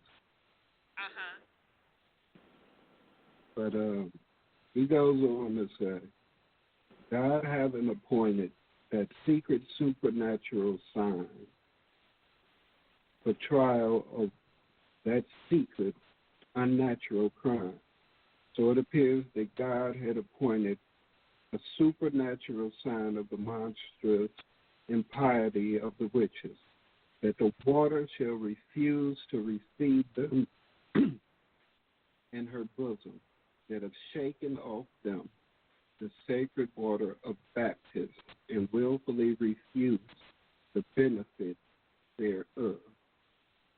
In other words, they wasn't going for no soul contract. They wasn't giving up their soul. Exactly. Very good point, and that pissed him off. Very good point. So, in other words, the witches knew. What the fuck? Baptized? But no, blood. No, I ain't finna do no spiritual contract. Well, you can go on with that bullshit. That makes perfect sense. That makes perfect sense, what you're saying. Now, think of how... Damn, that's deep. And then he, like down at the bottom, albeit the womenkind especially be able other ways to shed tears at every light occasion when they will. I mean, it's the whole purpose of that was to make the quote-unquote black woman be emotionally weak and cry all the time and never really tap into her true power. Exactly, Keep because her they wanted and her to giving go away under her contract. energy. Absolutely. Mm-hmm. I'm sorry, I didn't mean to cut you off. Go ahead, brother. Now go ahead. I was done with that. No, that was so deep. Shit, I was so frustrated with him going so long. He never did answer the fucking question, but he gave us a hell of a lot more insight. Yes, that's what it was. They were torturing the witches, the melanated women, and they renamed them witches because that's not what they were known throughout their communities. They were known as the oracles or the high priestesses. They the ones came in with this motherfucking witch stuff because they wanted to strip away their power, the spiritual power. So they came in with this religion, okay? With their religion, with their biblical laws of the state. And not only did the witches not go for it, then they were trying to get them to baptize. But if you are an oracle, you knew that a baptism meant a contract, and meaning you would be up under their particular God from a spiritual perspective that would make you docile and totally squash you spiritually. Okay, so now this is 1597. I want us to think. Let's think critically here. This was going on in 1597. Hopefully we're starting to get the picture.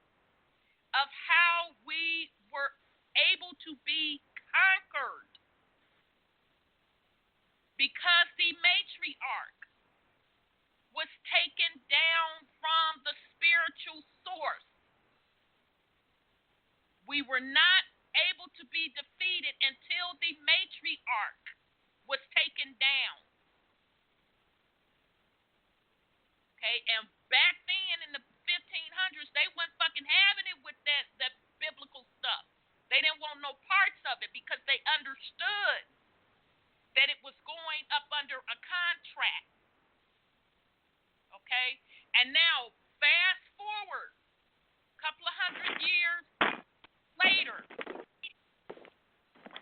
and who are the biggest supporters of the churches? I'll wait. The women. The men won't even step foot in the place half the time. Exactly. By God's spell. Exactly. And as a matter of fact, in the melanated community, the women solely hold up those churches. Mm-hmm. Solely hold up the churches. And we don't enter and understand why we are lost from a spiritual perspective. The women were never meant to go up under a patriarch, male-dominated religion that suppressed them, but behind the fucking scenes used the feminine divine power to run the shit. How the defeat happened. So very good point, Brother Sean. Thank you for bringing that on home. Did you read Phi's next part? Because these I'm about to. Okay. Well, we have made this conference to last as long as leisure would permit. And to conclude then, since I am to take my leave of you, I pray God to purge this country, spelled CUNTRIE. Country. How it should be spelled, damn it. Of these devilish practices, but they were never so rife in these parts as they are now. So Epi goes, I pray God thy so be too, but the causes are over manifest that makes them to so rife. For the great wickedness of the people on the one part procures this horrible defection, whereby God justly punisheth sin by a greater iniquity. And on the other part, the consummation of the world and our deliverance drawing nearer makes Satan to rage the more in his instruments, knowing his kingdom to be so near an end. Revelations 12. And so farewell for this time. So that's the end. I would love to look up what is in Revelations 12. What the fuck is he talking about? Hey, sis. Uh-huh. He say, for they will never so rife in these parts as they are now. So he's saying, you come out with your book of demonology, we got the Bible off in the cut, and all of a sudden, it's just witches just falling out the fucking sky. I mean, where they come from? Exactly. So, in other words, I'm sorry, go ahead, Brother Sean. And then Epi's reply, but the causes are over manifest that makes them to be so right. What causes? And what was made manifest? Exactly. He still ain't answered nothing. Not a nary question. Not a nary, because Spy got his ass. Spy saved that Samuel card in the back pocket. He couldn't explain that. Now, it's demonology family. But It says, if there's a final note down there, news from Scotland. oh, I don't have that, so you read that. I don't have it in my version. Declaring the damnable life and death of Dr. Finn, a notable sorcerer who was born at Edinburgh in January last 1591. Which doctor was registered to the devil that sundry times preached at Northbury Kirk to a number of notorious witches. With the true examination of said doctor and witches as they uttered them in the presence of the Scottish king, discovering how they pretended to bewitch and drown his majesty in the sea coming from Denmark with such other wonderful matters as the like hath not been heard of at any time. Published at the Scottish Copy at London. So who were they saying was dealing in sorcery?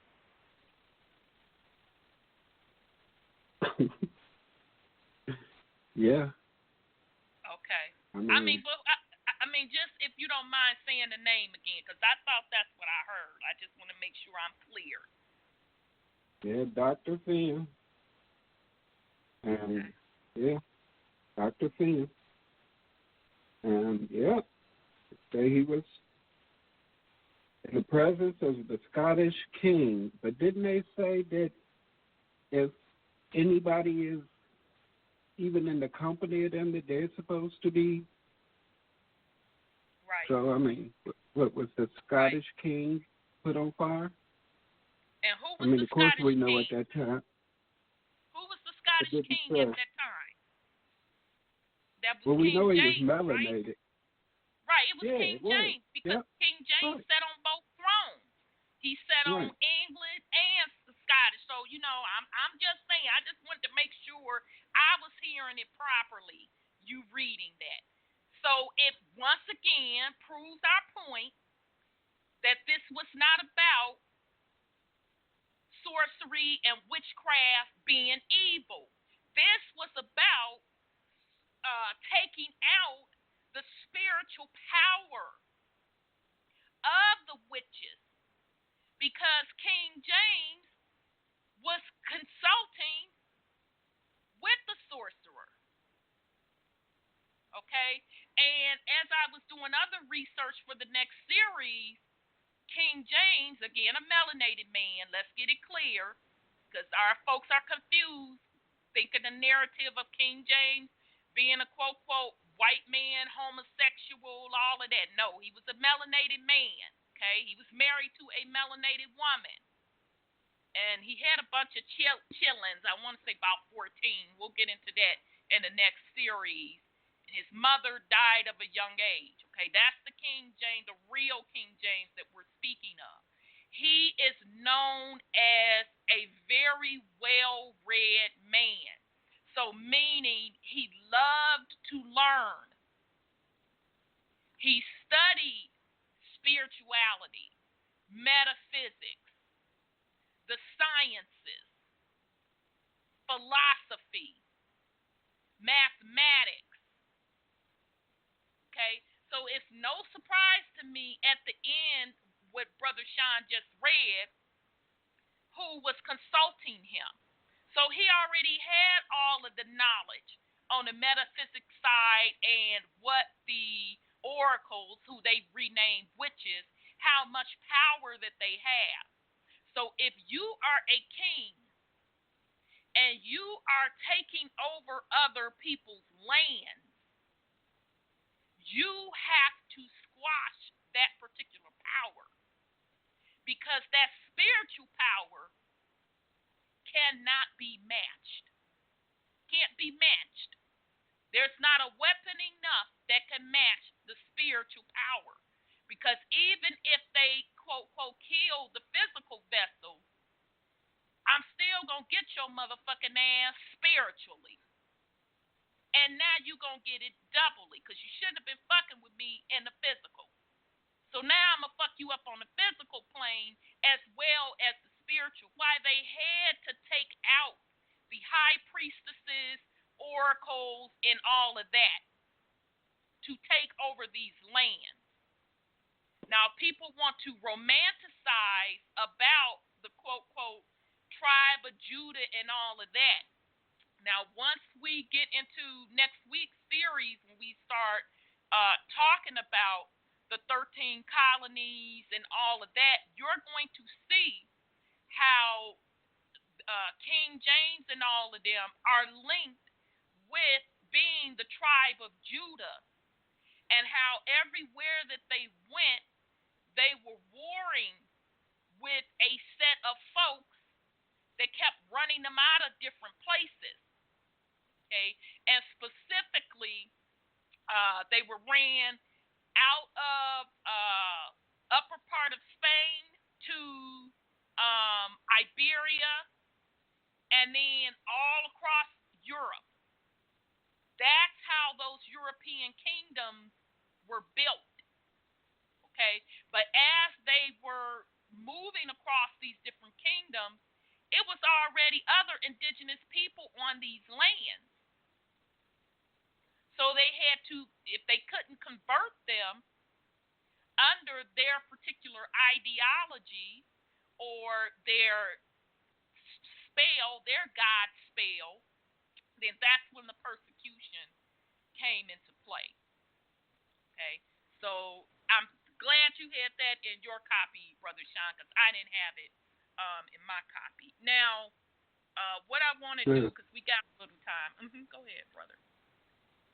Well, actually, mine got 104 pages. It's actually a discourse.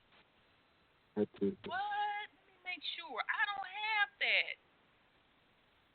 I might have to. Let me see if I have another copy of this, because that ends for me. I just emailed it to you. Okay, you did it. Facebook? Well, I sent it to your email. Oh, okay. Okay, just a second. Oh, okay. Thank you. Love you, God Thompson 42. Damn, you be dropping it. God Thompson 42 in the chat room said, in Mary Queen of Scotland, I believe this Dr. Fayon had James's mother killed. Oh, baby, you better stop playing with me this evening. All right, let me read it again. In Mary Queen of Scots, I believe this Dr. Fayon had James's mother killed because she was also a powerful witch. Wow. But see how it say that he also discovered how they pretended to bewitch and drown His Majesty in the sea. So maybe they tried something with a voodoo doll, or he told that they performed some type of ritual to try and kill him. Yep. You talking about at the beginning of the book, right? At the end, that's what it was saying when he was talking about Dr. Okay. King. Okay, because they talked about that at the beginning too. Because remember, somebody had accused the witches of trying to kill him. But okay, I see what you're saying. Wow. Okay, let me. Okay, Brother Sean, I'm pulling up. Okay, but before we go into the discourse, y'all, I'm not gonna lie. We really need to read Revelations 12. So, Sis Sandra, you have access to your Bible if you want to read it. If not, I'll go ahead and read it. I have access to it. Do you want me to read the whole thing or what? Because it's quite a few chapters. I only see 17 verses. Revelations 12. The 12th chapter? Oh. Yeah. Okay. I'm thinking something else. Sorry. My brain wasn't there. No worries.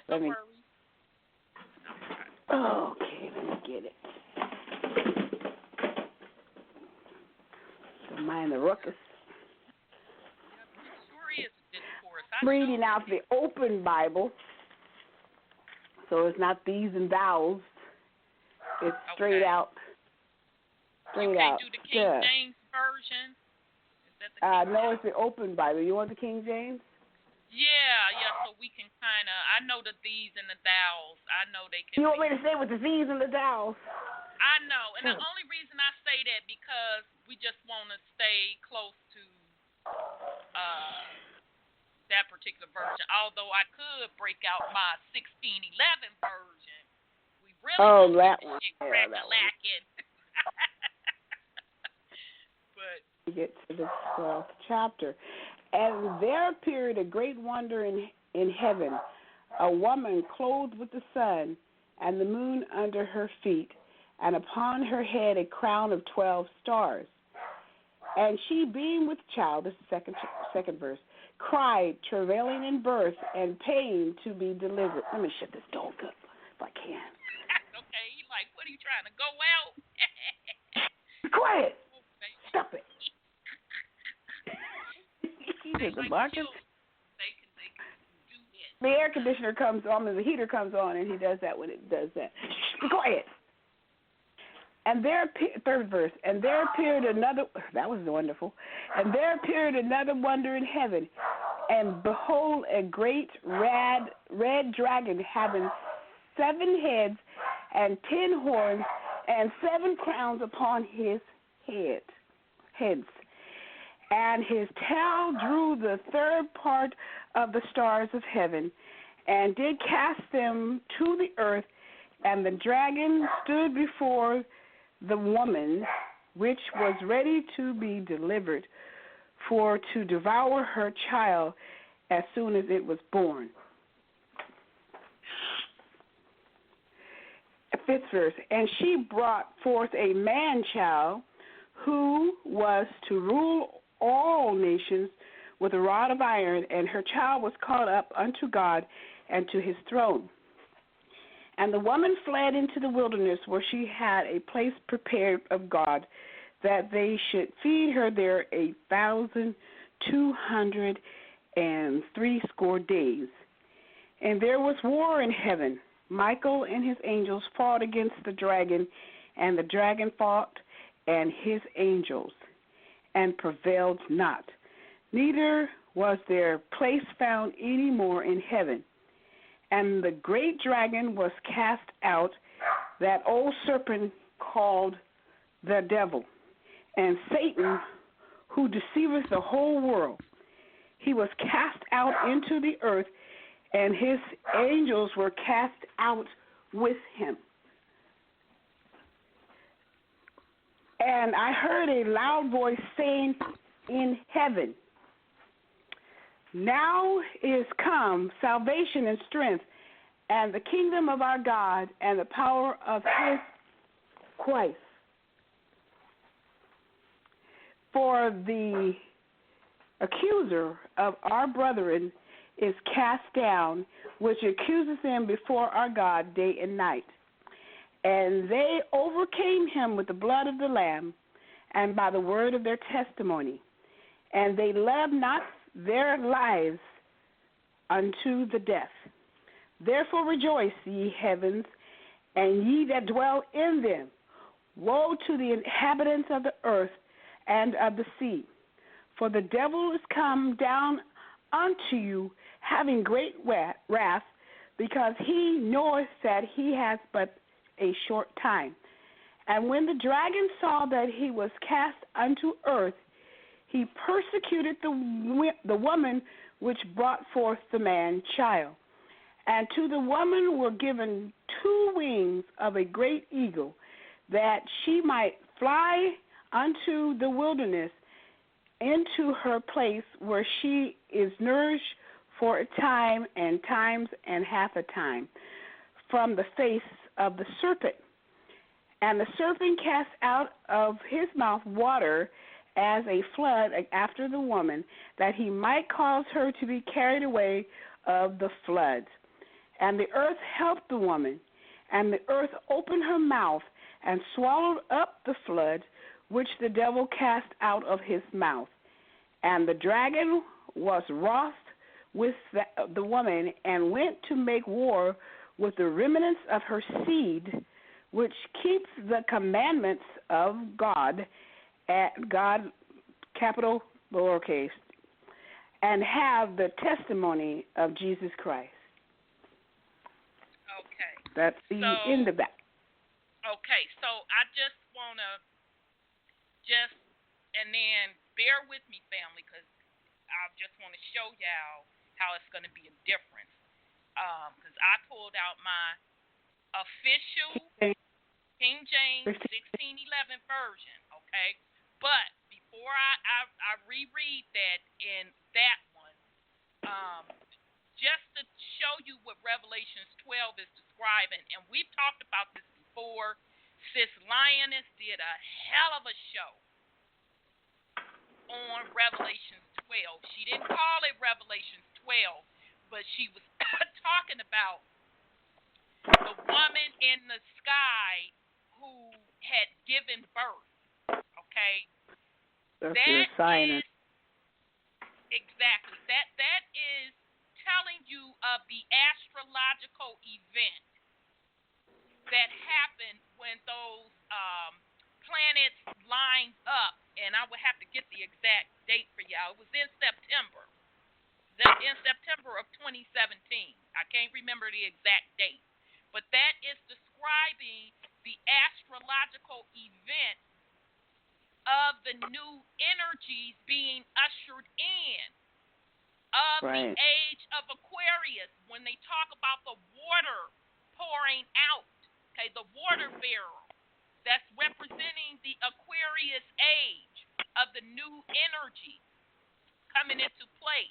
And so all of the lower vibrational energy, the satanic or Satanism energy, because that's all it is at the end of the day, is a form of energy being destroyed, okay? And this great battle going into place with the dragon, okay? And we should all know about the different, the seven horns on the head or whatever, that's representing the seven nations across the planet. That's the falling of these systems, okay? The great battles that are going on the corporate side, and then from a spiritual perspective, the battles going on to close down the Pisces era, okay? Because you have these beings and these entities that want to hold on to the Pisces air and energy, because that's where they thrive. That's their vibratory level. They don't want the Aquarian age to come into play, okay? So that's what Revelations 12 is about. Okay, so now, oh shit, I might have to go get my glasses for this. All right, I think I will. Okay, so Brother Sean, did you want to start the disclose? I have to go get my glasses for this, shall. This doggone. Yeah, that's good. Okay, I think I'm okay. I just need to turn some light. All right, so this is the 1611 version. Okay, and isn't this the last chapter in the Bible, sis? Well, I think this is the last chapter. I don't know. She might be trying. She might have took her puppy out. Let me just, because I just. Sorry, I was on mute. That's okay. Isn't this the last? Let me see. I think it is. Or was it 13? Okay, I just want to make sure, because I don't want to be. Oh, no, it's not the last. It goes to 22. Okay, so let me go to 12. Okay, because here they got the little numbers. See how much I haven't read this. I just mute myself when I'm making all this rap.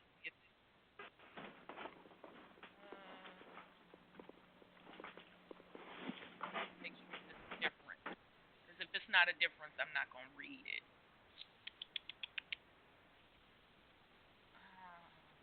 Okay, I'll just read it. All right. A woman clothed with the soon traileth, the great red dragon standeth before her, ready to devour her child. When she was delivered, she fleeth into the wilderness. Michael and his angels fight with the dragon, and I don't know what that is, prevail. The dragons being cast down into the earth persecuted the woman. Okay, so that first part is really kind of talking about the heaven fight beforehand. Okay, so that's when the fallen angels were cast out per se. Okay, so and there appeared a great wonder in heaven, a woman clothed with the sun. Okay, my fault. Sun and the moon under her feet, and under her head a crown of 12 stars. Okay, so that's the astrological event, family, that I was telling you that happened in September of 2017. I can't think of the exact date, but you can go online, go on YouTube, and folks did hell of a videos on it, okay? Those 12 stars are representing the 12 constellations. All right. And she, being with child, cried, trailing in birth and pain to be delivered. And there appeared another wonder in heaven, and behold, a great red dragon having 7 heads and 10 horns and 7 crowns upon his head. Okay, so some are saying that is the corporate nations that are currently ruling the earth. Okay, and his tail drew the third part of the stars of heaven and did cast them to earth, and the dragon stood before the woman which was ready to be delivered for to devour her child as soon as it was born. Okay, and she brought forth a man child who was to rule all nations with the rod of iron, and her child was caught unto God and to his throne. Okay, so now this particular part to me, damn, something flew in front of my face. To me, is going back to that whole Messiah concept. Okay, and the woman fled into the wilderness where she had a place prepared of God that they should feed her there 1,263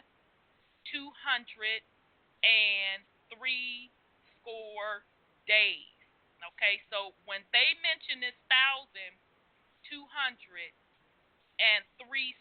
days, they are giving you a calculation of how long these events were going to happen.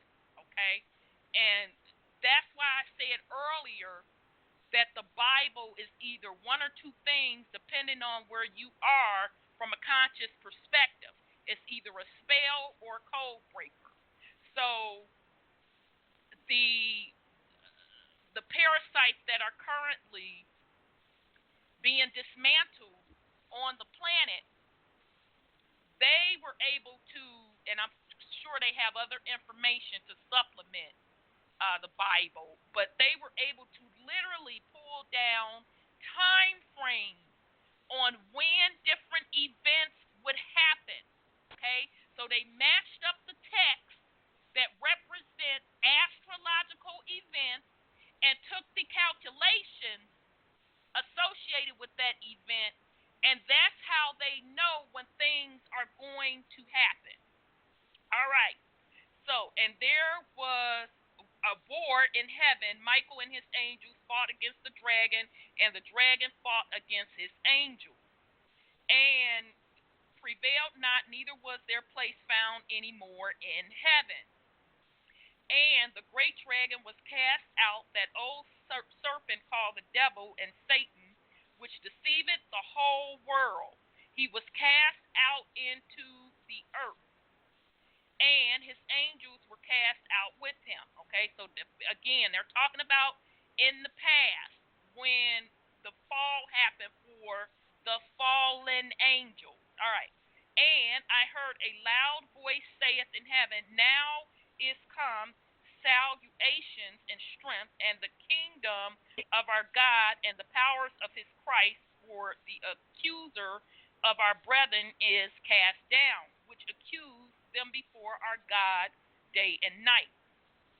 And they overcame him by the blood of the Lamb and by the word of their testimony, and they allowed it not their lives unto the death. Therefore rejoice, ye heavens, and ye that dwell in them. Woe to the inhabitants of the earth and of the sea, for the devil is come down unto you, having great wrath, because he knoweth that he hath but a short time.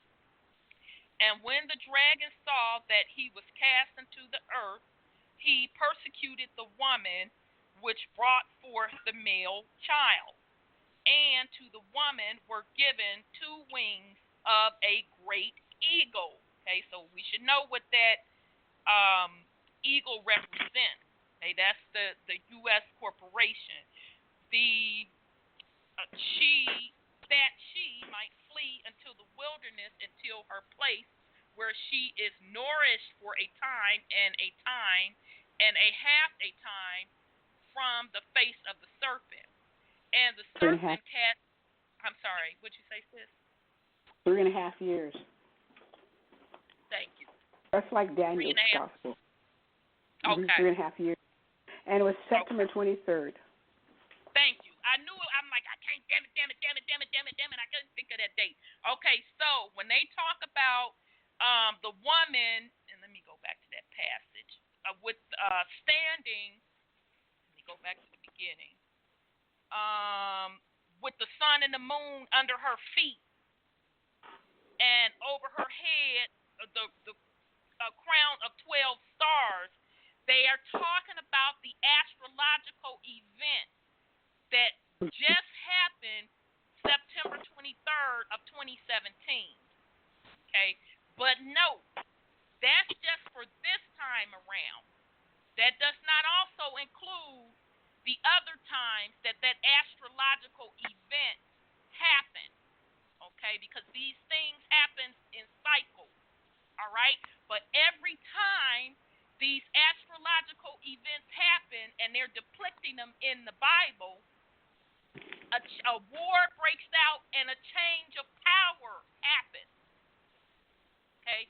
So this is how the parasites, quote, quote, a.k.a. elite, know when shit is going to break off.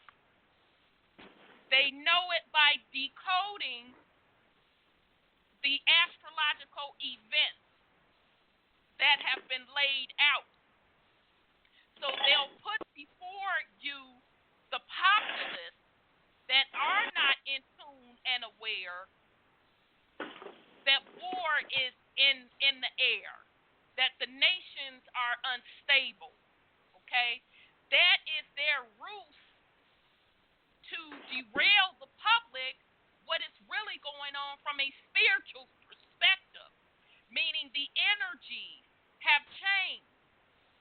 And the parasites are those that are not vibrating at a particular level and that have gone against universal law. Their time is up and the battle is against them, okay? So thank you for looking that up, sis. All right.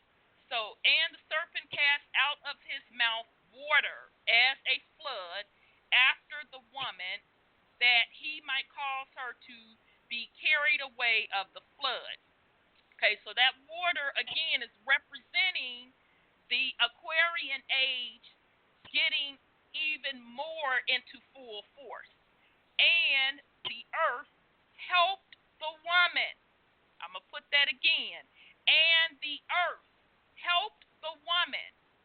And the earth opened her mouth and swallowed up the flood, which the dragon cast out of his mouth.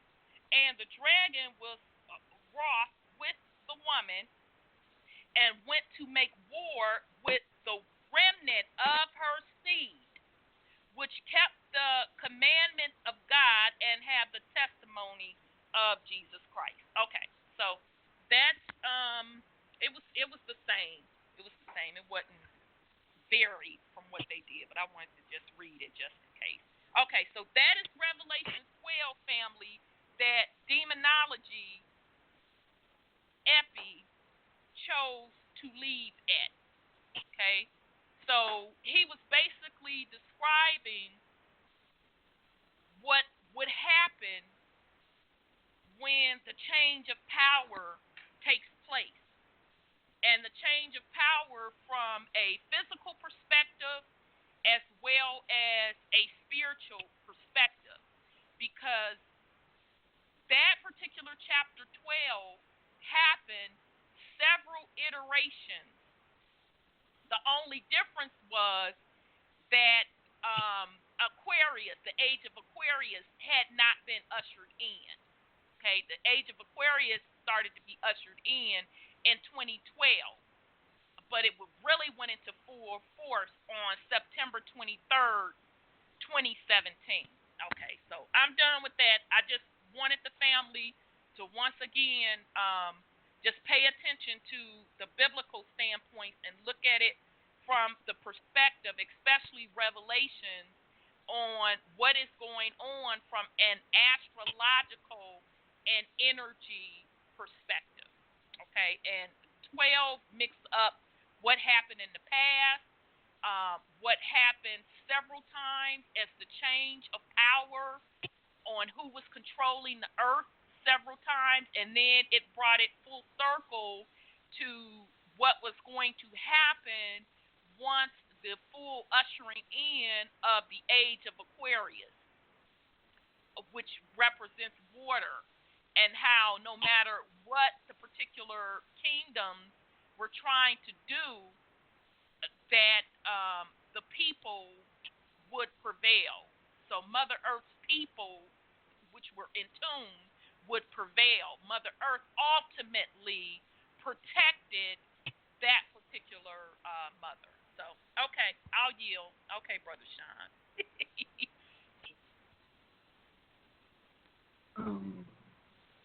To the reader, the manifold untruth which is spread abroad concerning the detestable actions of apprehension, those witches whereof this history, following truly entreated, hath caused me to publish the same in print, and the rather for the sundry written copies are lately dispersed thereof, containing that the said witches were first discovered by means of a poor peddler traveling to the town of Trinity, that by a wonderful manner he was in a moment conveyed at midnight from Scotland to Bordeaux in France, being places of no small distance between, to a merchant seller there, and after being sent from Bordeaux into Scotland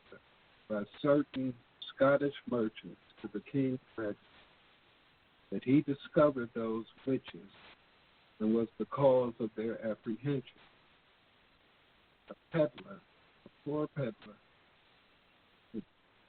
with a number of matters miraculous and incredible, all which in truth are most false.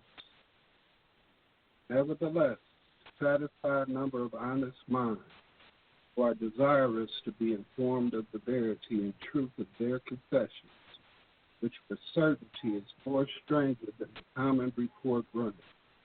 Yet with more truth I have undertaken to publish this short treatise, which declareth the true discourse of all that hath happened, as well as what was pretended by those wicked and detestable witches against the king's majesty, as also by what means they wrought the same.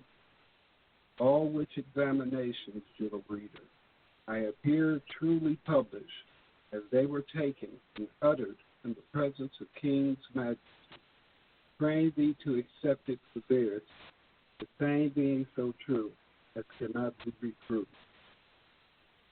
Now, discourse. A true discourse of the apprehension. What was you saying, sis? No, I was just saying, okay. Discourse. A true discourse of the apprehension of sundry witches lately taken in Scotland. Some are executed, and some are yet in prison, with a particular recital of their examinations taken in the presence of the King's Majesty. God, by his omnipotent power, hath at all times and daily doth take such care, and is so vigilant for the weal and preservation of his own, that thereby his disappointed the wicked practices and evil intents of all, such as by any... Excuse me. I have to change phones. Sorry. Okay. Okay, no worries. Such by any means whatsoever. Seek and directly to expire anything contrary to his holy will. Ye, by the same power, he hath lately overthrown and hindered the intention and wicked dealings of a great number of ungodly creatures, no better than the devils, who suffering themselves to be allured and enticed by the devil whom they serve, and to whom they were privately sworn, entered into the detestable art of witchcraft, which they studied and practiced so long time that in the end they had seduced by their sorcery a number of others to be as bad as themselves, dwelling in the bounds of the Lothian, which is a principal shire or part of Scotland, where the King's Majesty used to make his chiefest residence or abode, and to the end that their detestable wickedness, which they prevailed, had pretended against the King's Majesty, the commonweal of their country, which the nobility and subject of the same should come to light. God of his unspeakable goodness did reveal and lay it open in very strange sort, thereby to making known unto the world that their actions were contrary to the law of God and the natural affections which ought generally to bear one to another. The manner of the revealing wherefore was as followeth. Within the town of Trinity, in the kingdom of Scotland, there dwelleth one David Seaton, who being deputy bailiff in the said town, had a maidservant named Gillis Duncan, used secretly to be absent and to lie forth of her master's house every other night. This Gillis Duncan took in hand to help all such as were troubled or grieved with any kind of sickness or infirmity, and in short space did perform many matters most miraculous. Sound like she was a healer. Yeah, what page are you on? I've been trying to catch where you at. 67. Okay. All right. I'm there. Okay. Okay. Sorry, I didn't mean to throw you off. In a short space he had performed many matters most miraculous. With things for as much as she began to do them upon a sardine, having never done the like before, made her masters and others to be in great admiration and wondered thereat, by means whereof they said David Seaton had his maid in some great suspicion, that she did not do those things by natural and lawful way, but rather supposed to be done by some extraordinary and unlawful means, wherein upon her master began to grow very inquisitive, and examine her which way, and by that means she were able to perform matters of so great importance, whereat she gave him no answer. Nevertheless, her master, to the intent that he might the better try and find out the truth of the same, did with the help of others torment her with the torture of the Philowinkus,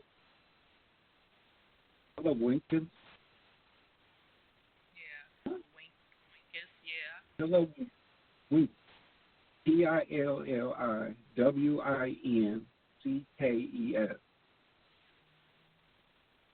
torture of Pillowinkles upon her finger, which is the grievous torture, and binding or wrenching her head in a cord or rope, which is most cruel torment also. Yet she would not confess anything, whereupon they, suspecting that she had been marked by the devil, as commonly witches are, made diligent search about her, and found the enemy's mark to be in her forekrag, or forepart of her throat, which being found, she confessed that all her doings were done by the wicked allurements and enticements of the devil, that she did them by witchcraft.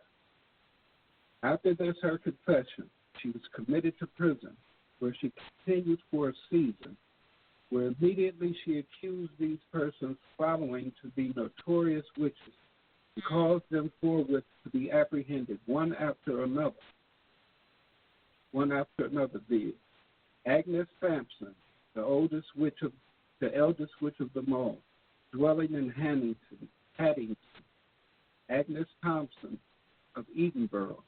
Dr. Finn, alias John Cunningham, Wow. master of the School of Thought Path. That's what what's the face said in the chat. Wow. Okay, I'm sorry. Go ahead. And Lauthian, of whose life and strange act ye shall hear more largely in the end of this discourse. These were by the said Gillis Duncan accused also George Mott's wife, dwelling in Salt Pans, Robert Grierson, skipper, and Jeanette Vandelandis, with the porter's wife of Seaton, the smith at the brig Hallis, with innumerable others in the parties, and dwelling in those bounds aforesaid, of whom some are already executed. The rest remain in prison to receive the doom of judgment at the King's Majesty's will and pleasure. The said Gillis Duncan also caused Euphemie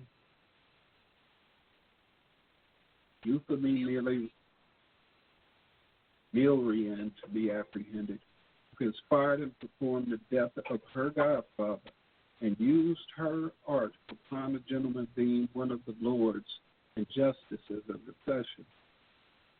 For bearing goodwill to her daughter, she also caused to be apprehended one Barbara Nathan, for bewitching to death Archibald, last Earl of Angus, who languished to death by witchcraft. Yet the same was not suspected, but he died of so strange a disease as the Pistons knew not how to cure or remedy the same. But of all other the said witches, these two last before recited were reputed for as civil honest women as any that dwelleth in the city of Edinburgh before they were apprehended. Many of them besides were taken dwelling in Lyons, who are detained in prison until his Majesty's further will and pleasure be known, of whose wicked doings ye shall particularly hear, which was as followeth. This after signed Agnes Sampson, which was the elder witch, was taken and brought to a Luciid house before the King's Majesty and sundry other of the nobility of Scotland, where she was straitly examined. But all of the provisions which the King's Majesty used to her with the rest of the council might not provoke or induce her to confess anything, but stood stiffly in the denial of all that was laid to her charge. Whereupon they caused her to be conveyed away to prison, there to receive such torture as has been lately provided for witches in that country. As for as much as by due examination of witchcraft and witches in Scotland, it hath lately been found that the devil doeth generally mark them with the private mark, by reason the witches have confessed themselves, that the devil doth lick them with his tongue, lick them with his tongue in some privy part of their body before he doth receive them to be his servants, which mark commonly is given them under the hair in some part of their body, whereby it may not easily be found or seen. although they be searched, and generally so long as the mark is not seen to those which search them, so long the parts that have the mark will never confess anything. Therefore, a special commandment that Agnes Simpson had all her hair shaven off, and each part of her body, and her head thrown with rope according to the custom of that country, being a pain most grievous, which she continued almost an hour, during which time she would not confess anything until the devil's mark was found upon her private.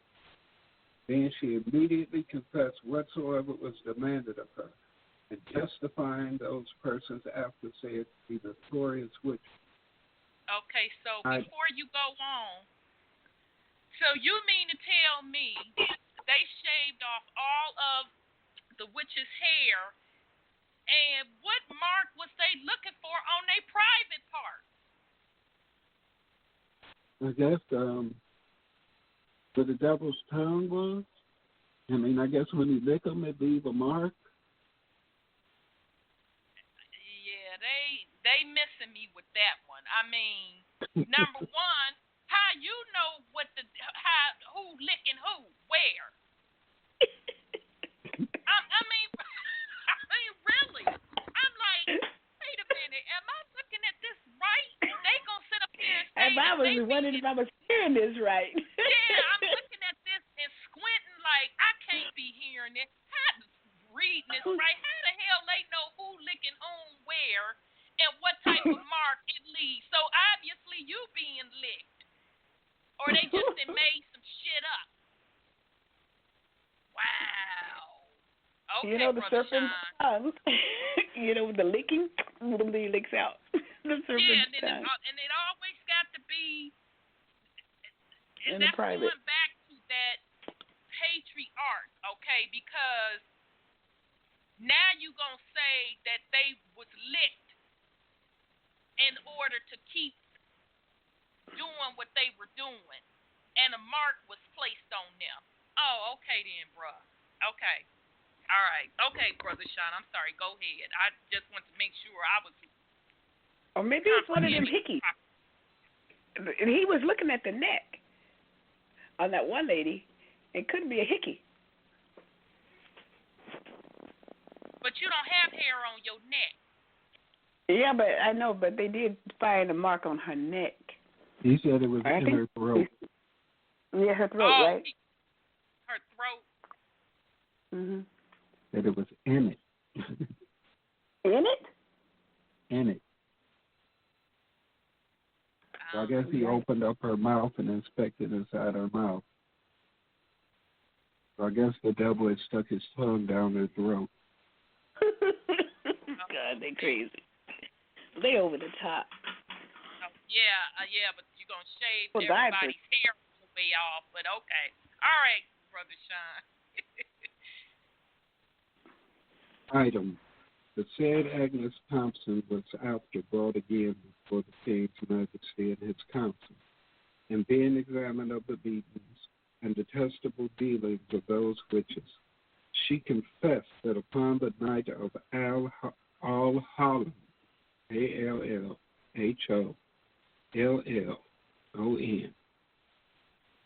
Look a lot like Allah. But that's what I was going to say. It looks like a lot like Allah or Elohim, but Allah is more closely. Yep.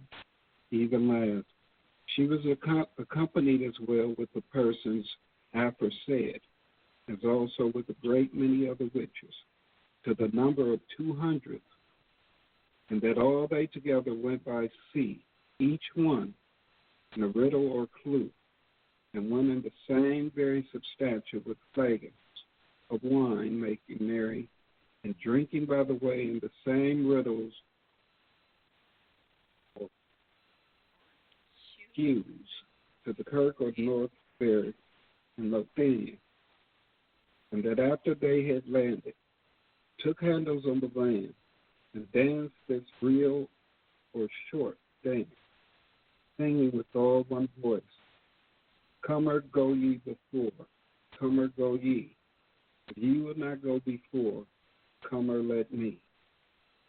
at which time she confessed that this Gillis Duncan did go before them, playing this reel or dance upon a small trump called a Jew's trump. Hold up. Yeah, I know. Ain't that interesting? And that's a name. It's to the capital T. That's a name. Or Yeah, UNT. that's a name. I'm like, what? Called a Jew's trump. Until they entered into the kirk of the North Barrack. These confessions made the king into a wonderful admiration, and sent for the said Gillis Duncan, who upon the like trump did play the said dance before the king's majesty, who in respect of the strangeness of these matters took great delight to be present at their examinations. Item.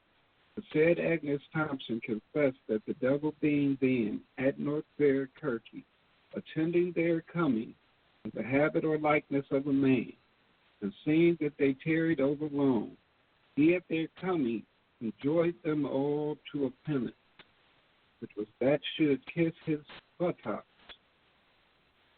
in sign of duty to him, which being put over the pulpit barrier. The devil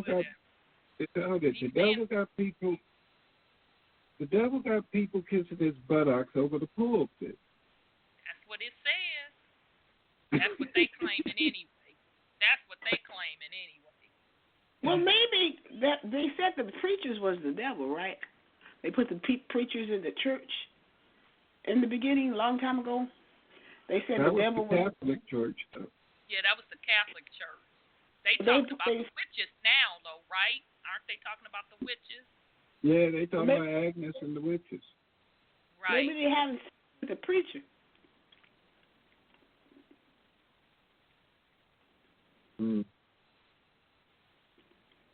That everyone did as he had enjoined them to, and having made his ungodly extortions, wherein he did greatly envy against the King of Scotland, he received their oaths for their good and true services toward him, and departed, which done they returned to sea, and so home again.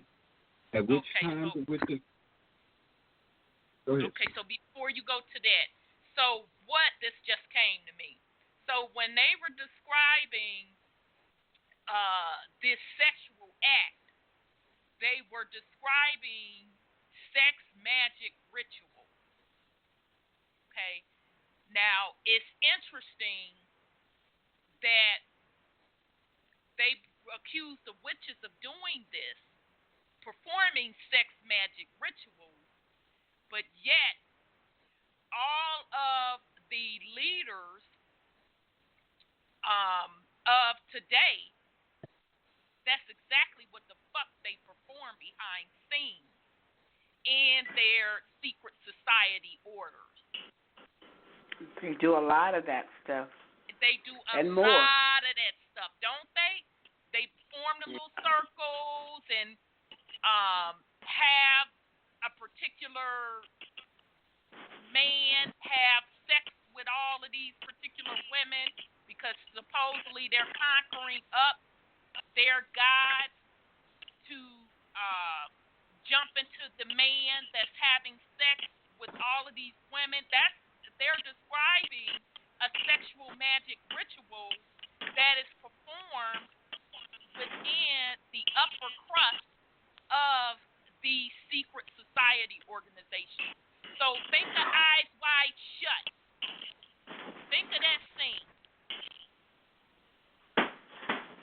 All right, brother. Benjamin Franklin was part of the Hellfire Club in France, and they would go over there and they would kidnap a young woman, and the guys it was a club of men, the wealthier men, and they would have sex with her, all of them, and if they felt like it, they'd kill her.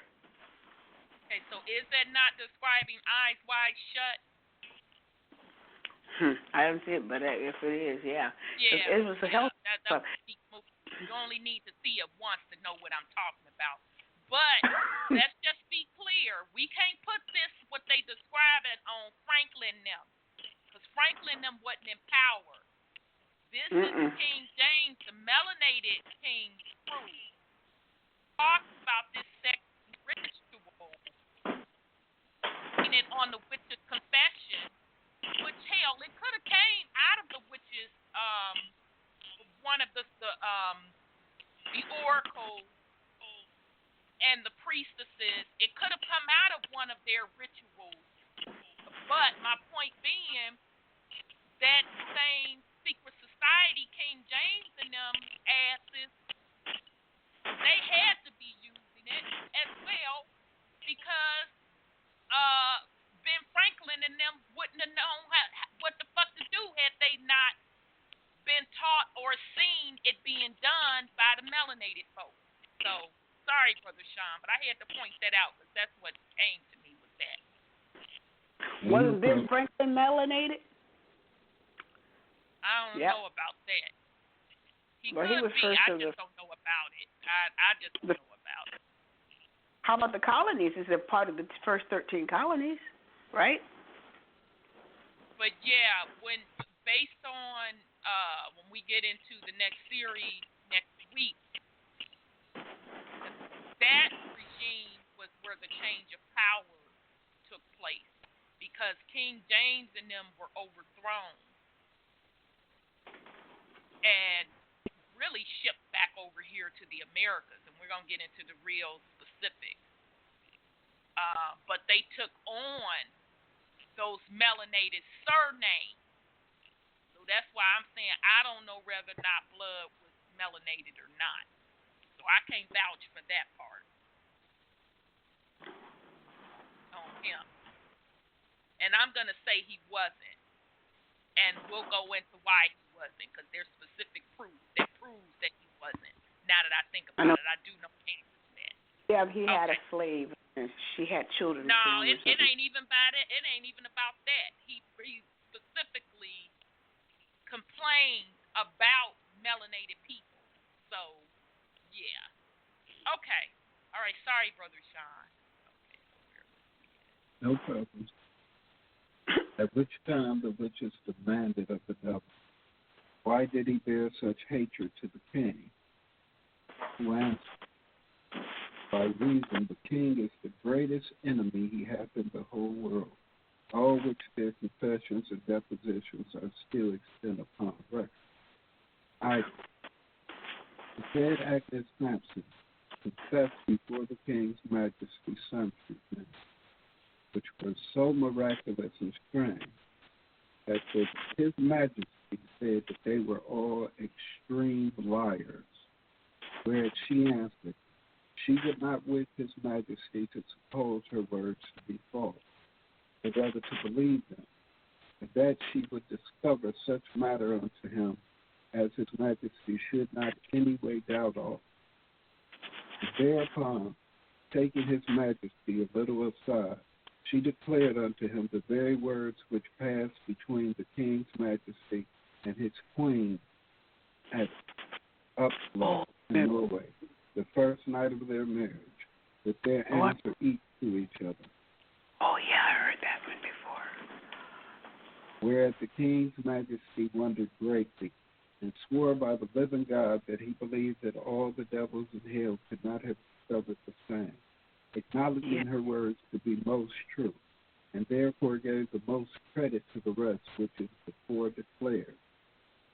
Touching this Agnes Thompson, she is the only woman who by the devilish persuasion should have intended and put in execution King's Majesty's death in this manner.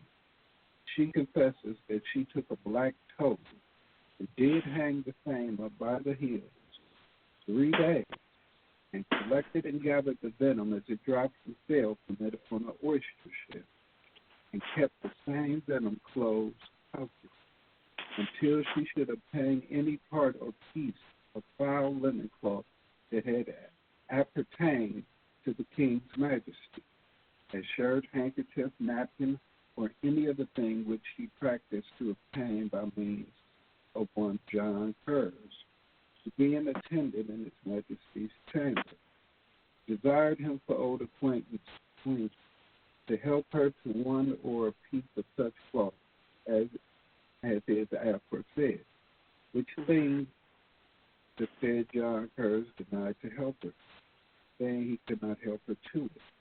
But the said Agnes Thompson, by her deposition, since her apprehension, said that if she had obtained any one piece of linen cloth which the king had worn and fouled, she had bewitched him to death and put him to such extraordinary pain as if he had been lying upon sharp thrones and ends of needles.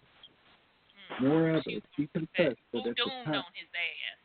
So she was gonna make a voodoo doll and do that voodoo on his ass. Interesting. Exactly. Okay. Moreover, she confessed that at the time when His Majesty was in Denmark, she being accompanied with the parties before, specially named, took a cat and christened it, and afterward bound to each part of that cat the chiefest parts of a dead man, and several joints of his body, and that in that night following the said cat was conveyed into the midst of the sea by all these witches, saying in their riddles accused as is aforesaid, and so left the said cat right before the town of Lyeth in Scotland. This done, there did arise such a tempest in the sea, such as a great hath not been seen, which tempest was the cause of the perishing of a poor vessel coming over from the town of Brunhelan to the town of Lyeth, wherein were sundry jewels and rich gifts which should have been presented to the now Queen of Scots at Her Majesty's coming to Lyeth. Again, it is confessed that he said Christian cat was the cause of the King's Majesty's ship at his coming forth of Denmark, at a contrary wind to the rest of the ship. Then being in his company, which things was most strange and true, as the King's Majesty acknowledged. For when the rest of the ships had a fair and good wind, then was the wind contrary and altogether against His Majesty. And further, the said which declared that His Majesty had never come safely from the sea, and his fate had not prevailed above their intention. Moreover, the said witches, being demanded how the devil would use them when he was in their company, they confessed that when the devil did receive them for his servants, and that they had all bowed themselves unto him, then he would carnally use them, albeit to their little pleasure, in respect of his cold nature, and would do the like at sundry other times. Okay, so before you get into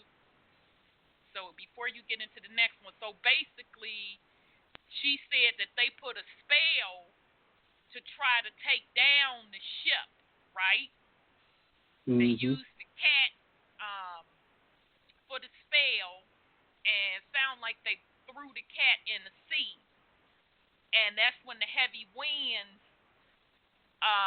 was going to specifically take out that ship with the King's magistrate, and I think the Queen was on there too.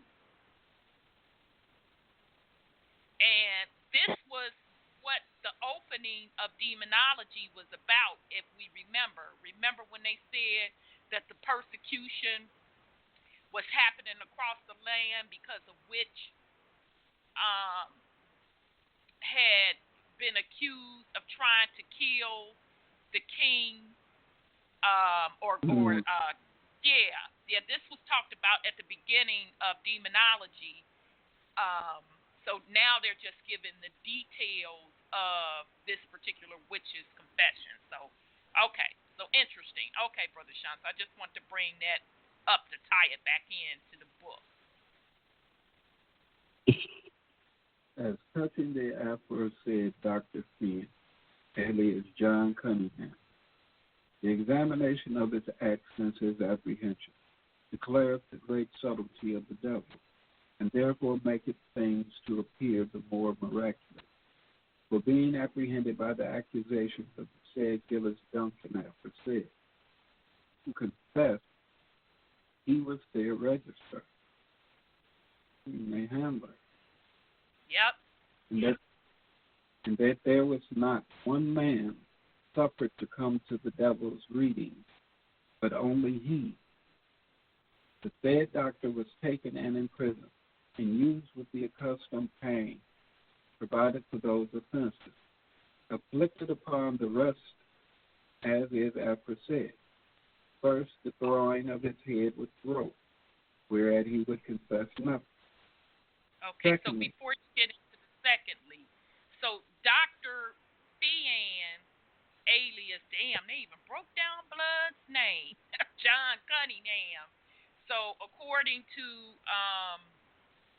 family in the chat room, God Thompson 42, in Mary Queen of Scots, I believe this Dr. Fian had James's mother killed because she was also a powerful witch. And so, Makes sense? It does. And so, did you not say at the beginning of this, before you went into the discourse, that Dr. Fian was King James's advisor or something like that? Or did I misread that?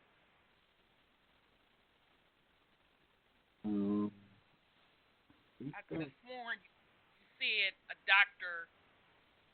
Fian, and I could go look for it. You keep reading. Did you say he was his handler? I'm going to go look for it, because I know we said something about Dr. Fian. Yeah, like a handler or something. I'll go look for it. So you won't lose your place, Brother Sean. I'll look for it. Okay. You know, I read that story before that the maid overheard what James was doing with his wife because they had a secret chamber. On the first night, she overheard what happened in that room when they were, married that night, and then she went back and started making trouble over it and stuff. I think I read that before. Okay, so here it says news from Scotland.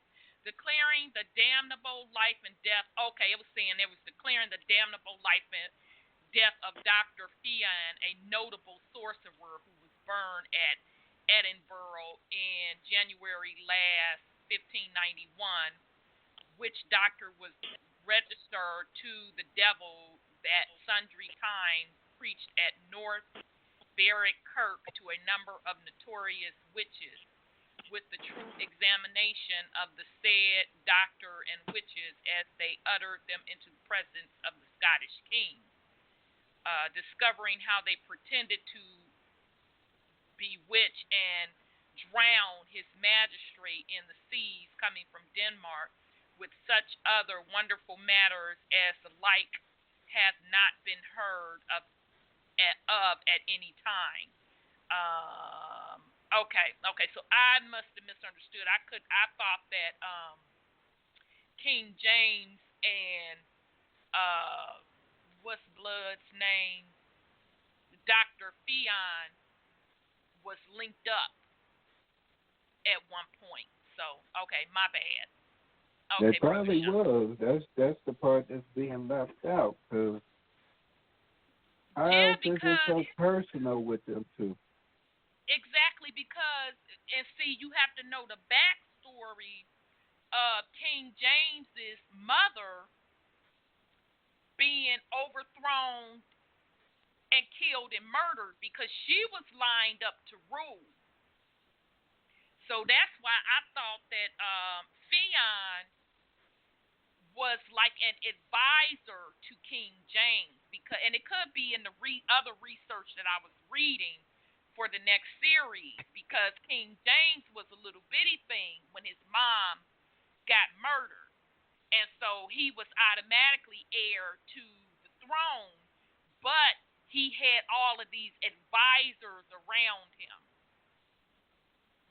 So I just assumed that Theon was one of them. So it could have been King James doing the get back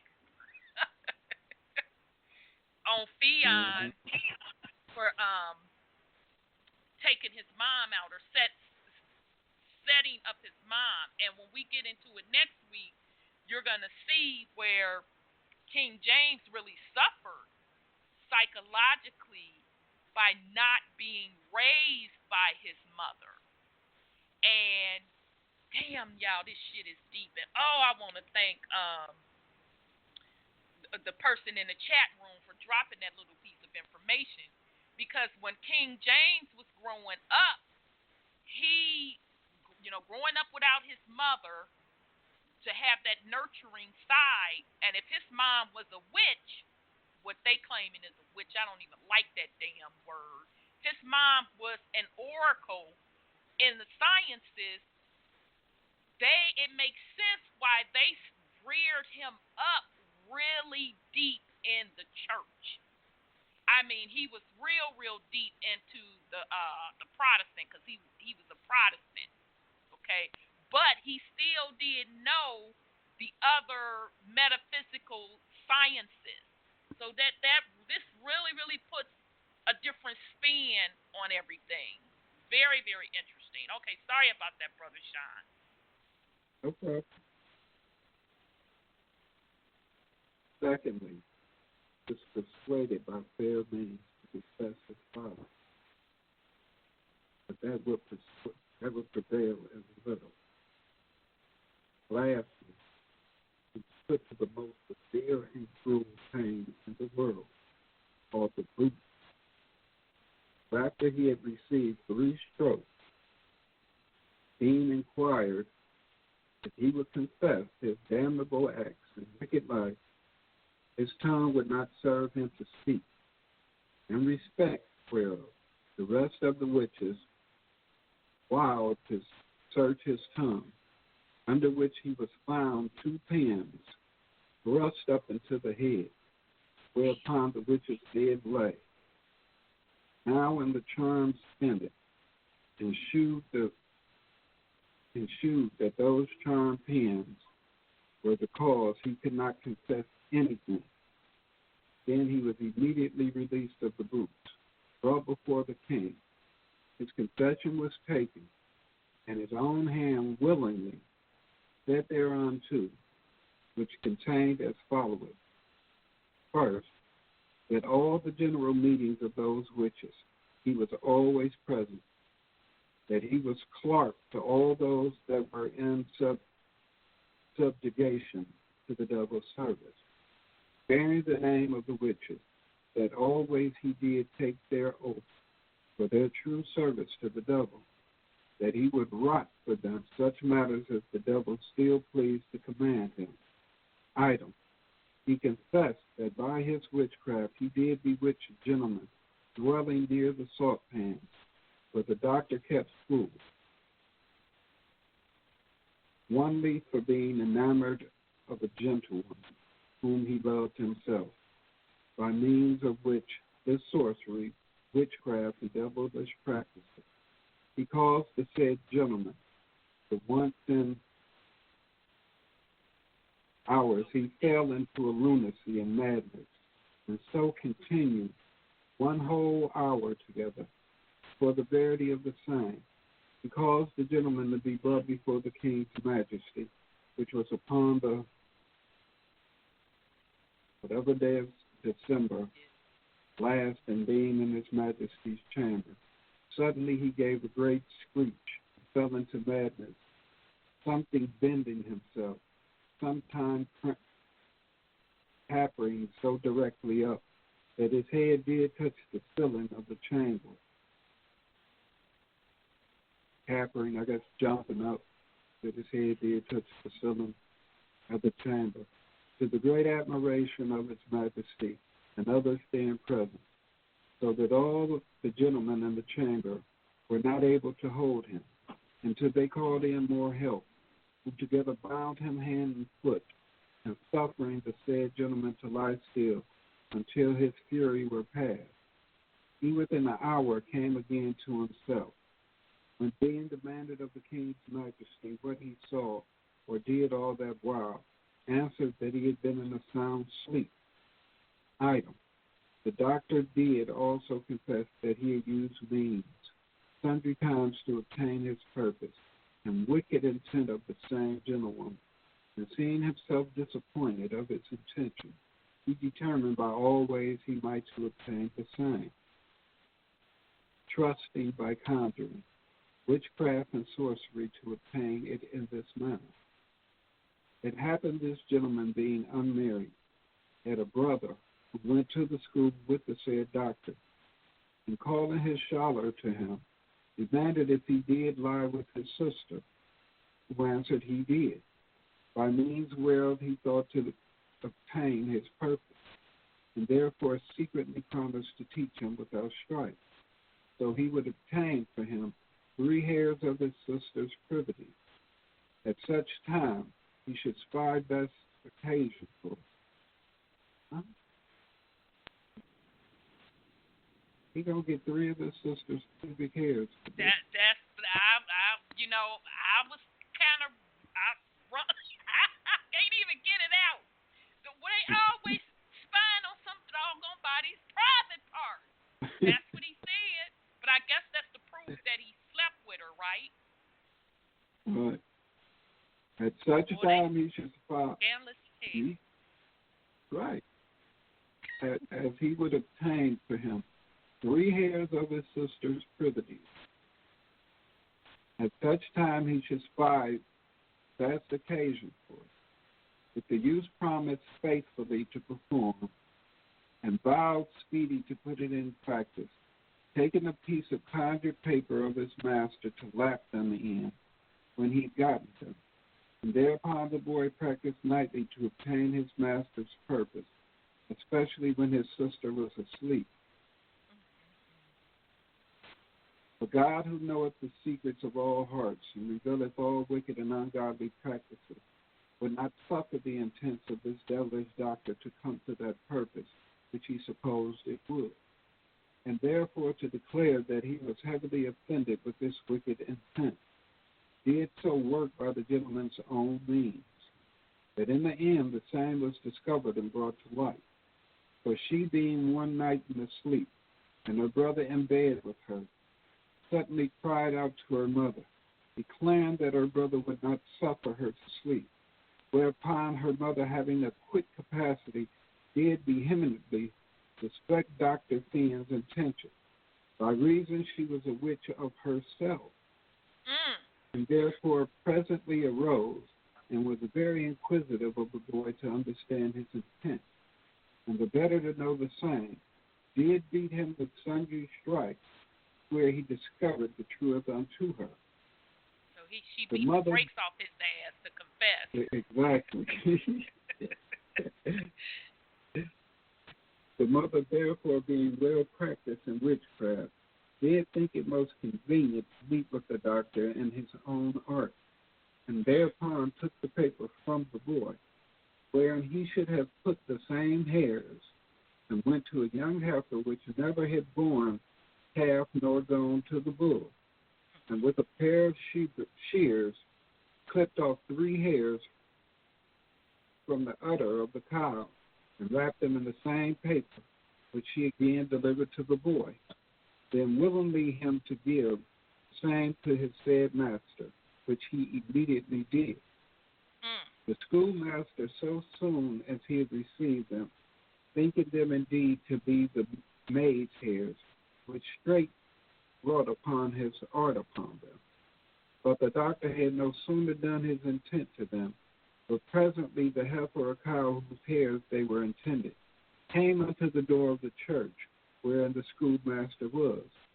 And to the which the heifer went, and made towards the schoolmaster, weeping and dancing upon him, and following him forth of the church, and to what place soever he went, to the great admiration of all the townsmen of Saltspan, and many others who did behold the same. The report where, Kyle came and got the twerking for him in the church. Right. That's what I'm like. Am I interpreting this right? So basically, he gonna try to get the young boy who claimed he was sleeping with the sister to get the sister's privacy hairs to put a spell on her. So the mom, the sister, peeped what the brother was trying to do, then called Mama. Mama beat the brakes off the young boy, made him tell what the hell was going on. So she's like, oh, you want to cast a goddamn spell on somebody? Okay, cast this, nigga. And cast it by back the cow's hair. And so the cow came up to the church. Wow. It was sexually harassment. That's funny. That's serious.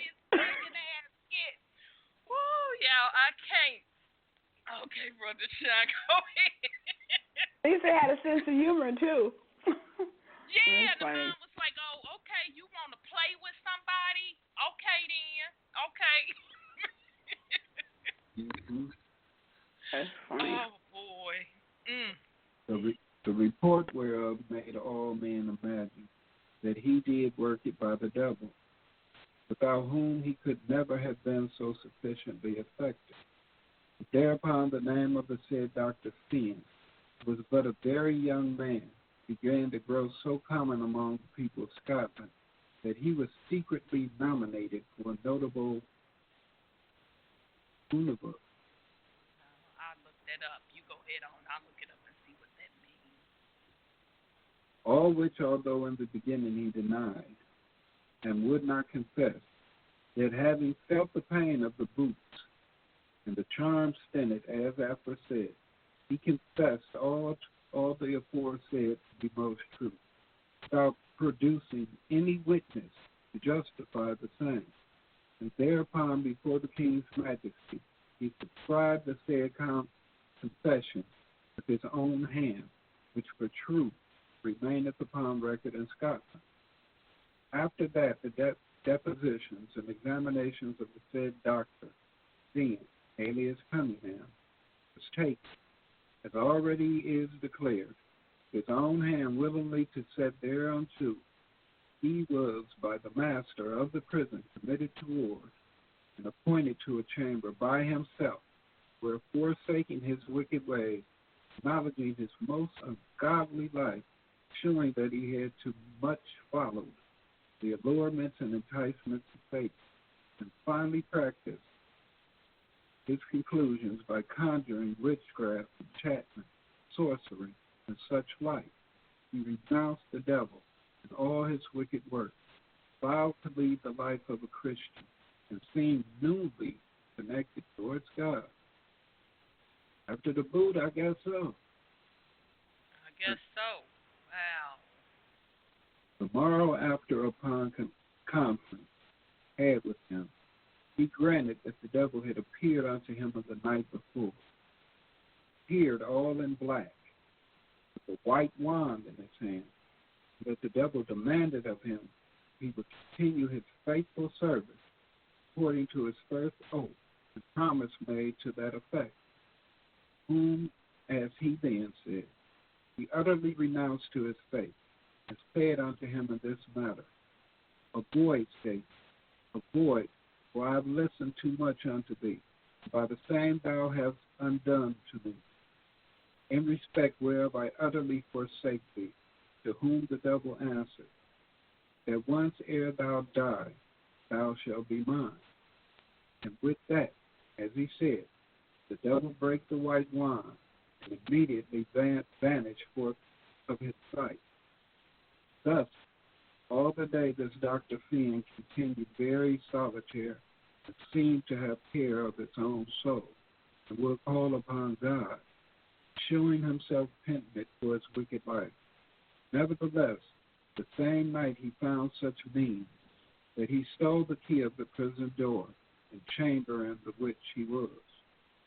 which in the night he opened and fled away to the salt pan, where he was always resident, and first apprehended, of whose ordained departure, when the King's Majesty had intelligence, presently commanded diligent inquiry to be made for his apprehension, and for the better effecting thereof, he sent public-like proclamations into all parts of his land to the same effect, by means of whose hot and hard pursuit he was again taken and brought to prison. Then, being called before the King's Highness, he was re-examined, as well as touching his departure, as also touching all that had before happened. But this doctor, notwithstanding, that his own confession appeared to remain in record under his own handwriting, the same thereunto fixed in the presence of the King's Majesty and sundry of his council, yet did he utterly deny the same. Whereupon the King's Majesty, perceiving his stubbornness, willfulness, concerned and imagined that in the time of his absence he had entered into new conference and league with the devil, his master, and that he had been again newly marked, for which he was narrowly searched, but could not in any wise be found, yet put more trial of him to make him confess, was commanded to have a most strange torment, which was done in the manner following.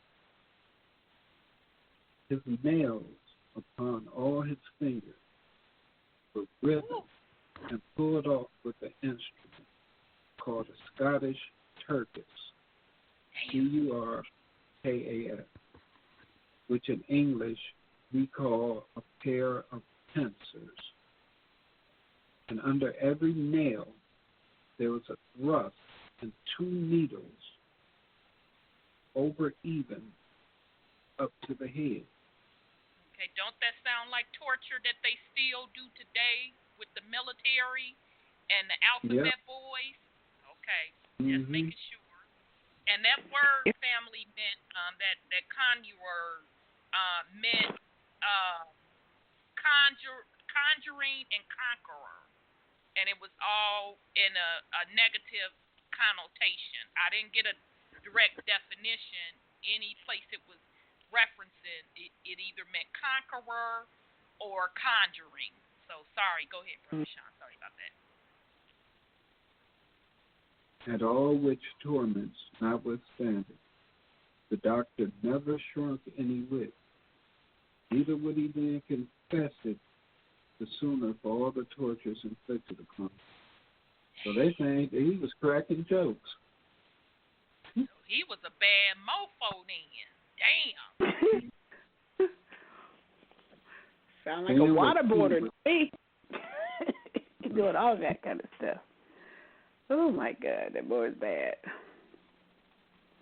Then was he with all convenient speed, by commandment, conveyed again to the torment of the boots, wherein he continued a long time, and did abide so many blows in them, that his legs were crushed and beaten together as small as might be.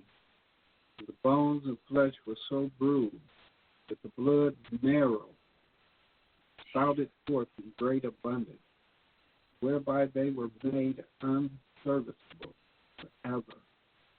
Notwithstanding all these grievous pains and cruel torments, he would not confess any.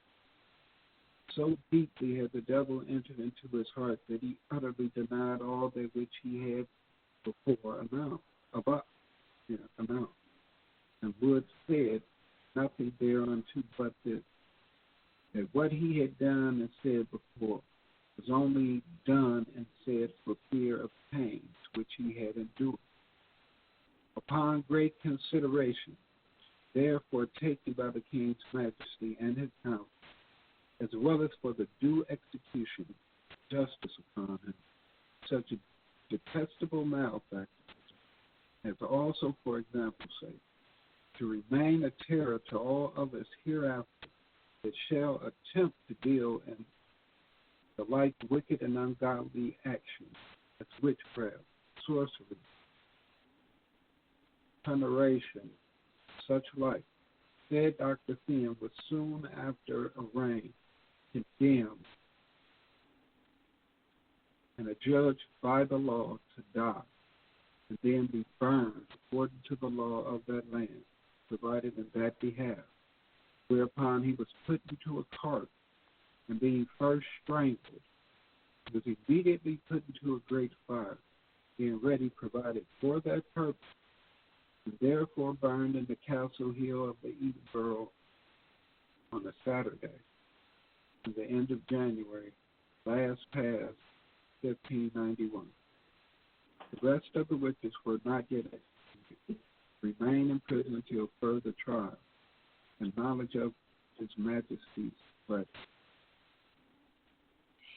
This strange discourse, before recited, may perhaps give some occasion of doubt to such as shall happen to read the same, and thereby conjecture King's Majesty would not hazard himself in the presence of such notorious witches, lest thereby might have ensured great danger to his person and the general state of the land, which thing in truth might well have been feared. But to answer generally to such, let this suffice.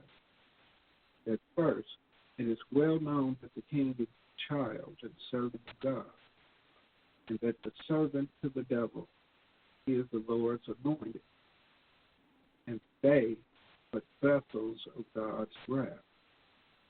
He is a true Christian and trusted in God.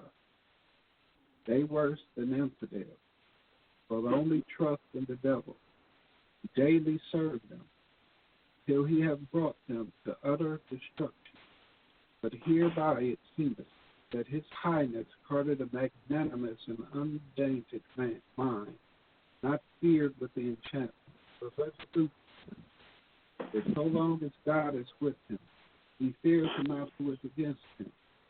And truly the whole scoop of his treaty doth so plainly laid open the wonderful providence of the Almighty, that if he had not been defended by his eminence and power, his highness had never returned alive in his voyage from Denmark, so that there is no doubt God will as well defend him on the land as on the sea, where they pretend their damnable practice. So basically, and I know we only got like 6 minutes, this whole witch hunt per se was based on what's the name in them? I forgot the man's name just that quick. Cunningham. Yeah, put Cunningham, and notice that surname. We're going to get into all of that next week. He's still melanated people now. Cunningham and them supposedly putting a spell on the king and them to try to kill him. That's where all of this witch hunting stuff spurred from, according to them. A spell that didn't work. Right, a spell that didn't work now, yeah. That's what the whole witch hunt across Europe was about. That's deep. That's crazy. Yeah, that's real deep. And so basically, the man went to his death, and he still didn't confess that he did it. They strangled him and burnt him. Yeah, broke his legs. He couldn't walk no more. Literally tortured him, and he still didn't confess. Wow. I think his nerves was probably dead at that time, so nothing they was doing was affecting him. That's true. That's true. But they still didn't get that confession out of him. Yeah.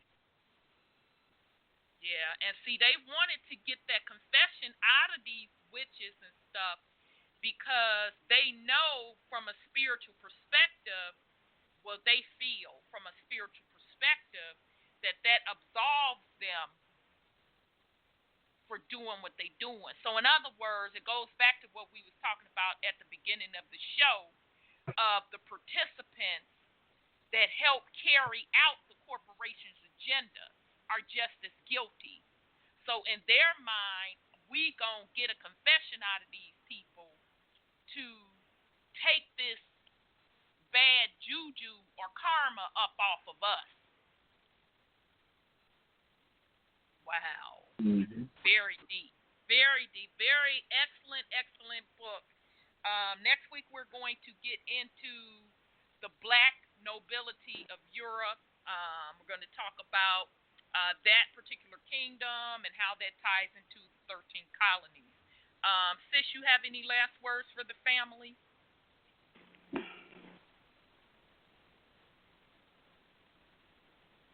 Okay. All right. Not sure if you on mute, Brother Sean. You have any words for the last words for the family? Oh, I'm sorry, I muted myself. Go ahead, sis. I've been reading. Go ahead. Oh, I said it was a very interesting story, and a lot of it sounds like they were having sex, and then they were doing untoward things to the ones that got caught having sex, and then people tried to kill folks. It was really intriguing. It was a good story, and it showed a lot of secrets in what the scriptures were about. Because that ship almost wrecking is the one they have in the New Testament about Paul on his way somewhere and the ship wrecked. Because I could see some of the stuff they're saying is the stuff they put in the Bible. Okay, because I heard you mumbling when it was going over that. Okay, very, very interesting. Brother Sean, did you have any last words? I know you've been reading. If not, I just didn't want to not give you the opportunity. Well, not to the family, but you know who you are. I guess you up next. And shit, your boy did hurt it. But as you see, I recovered quickly. I'm waiting on you. I ain't taking no breaks. You next. Wow. Well, with that said, family, I want to thank you all very much for being patient with us with the King James Demonology. I hope that we recognize the power of your spiritual practices with you being the sovereign divine Christ being within yourself, and how the fight to control that, or for you to give up that control under someone else's kingdom, goes back really, really far. They could not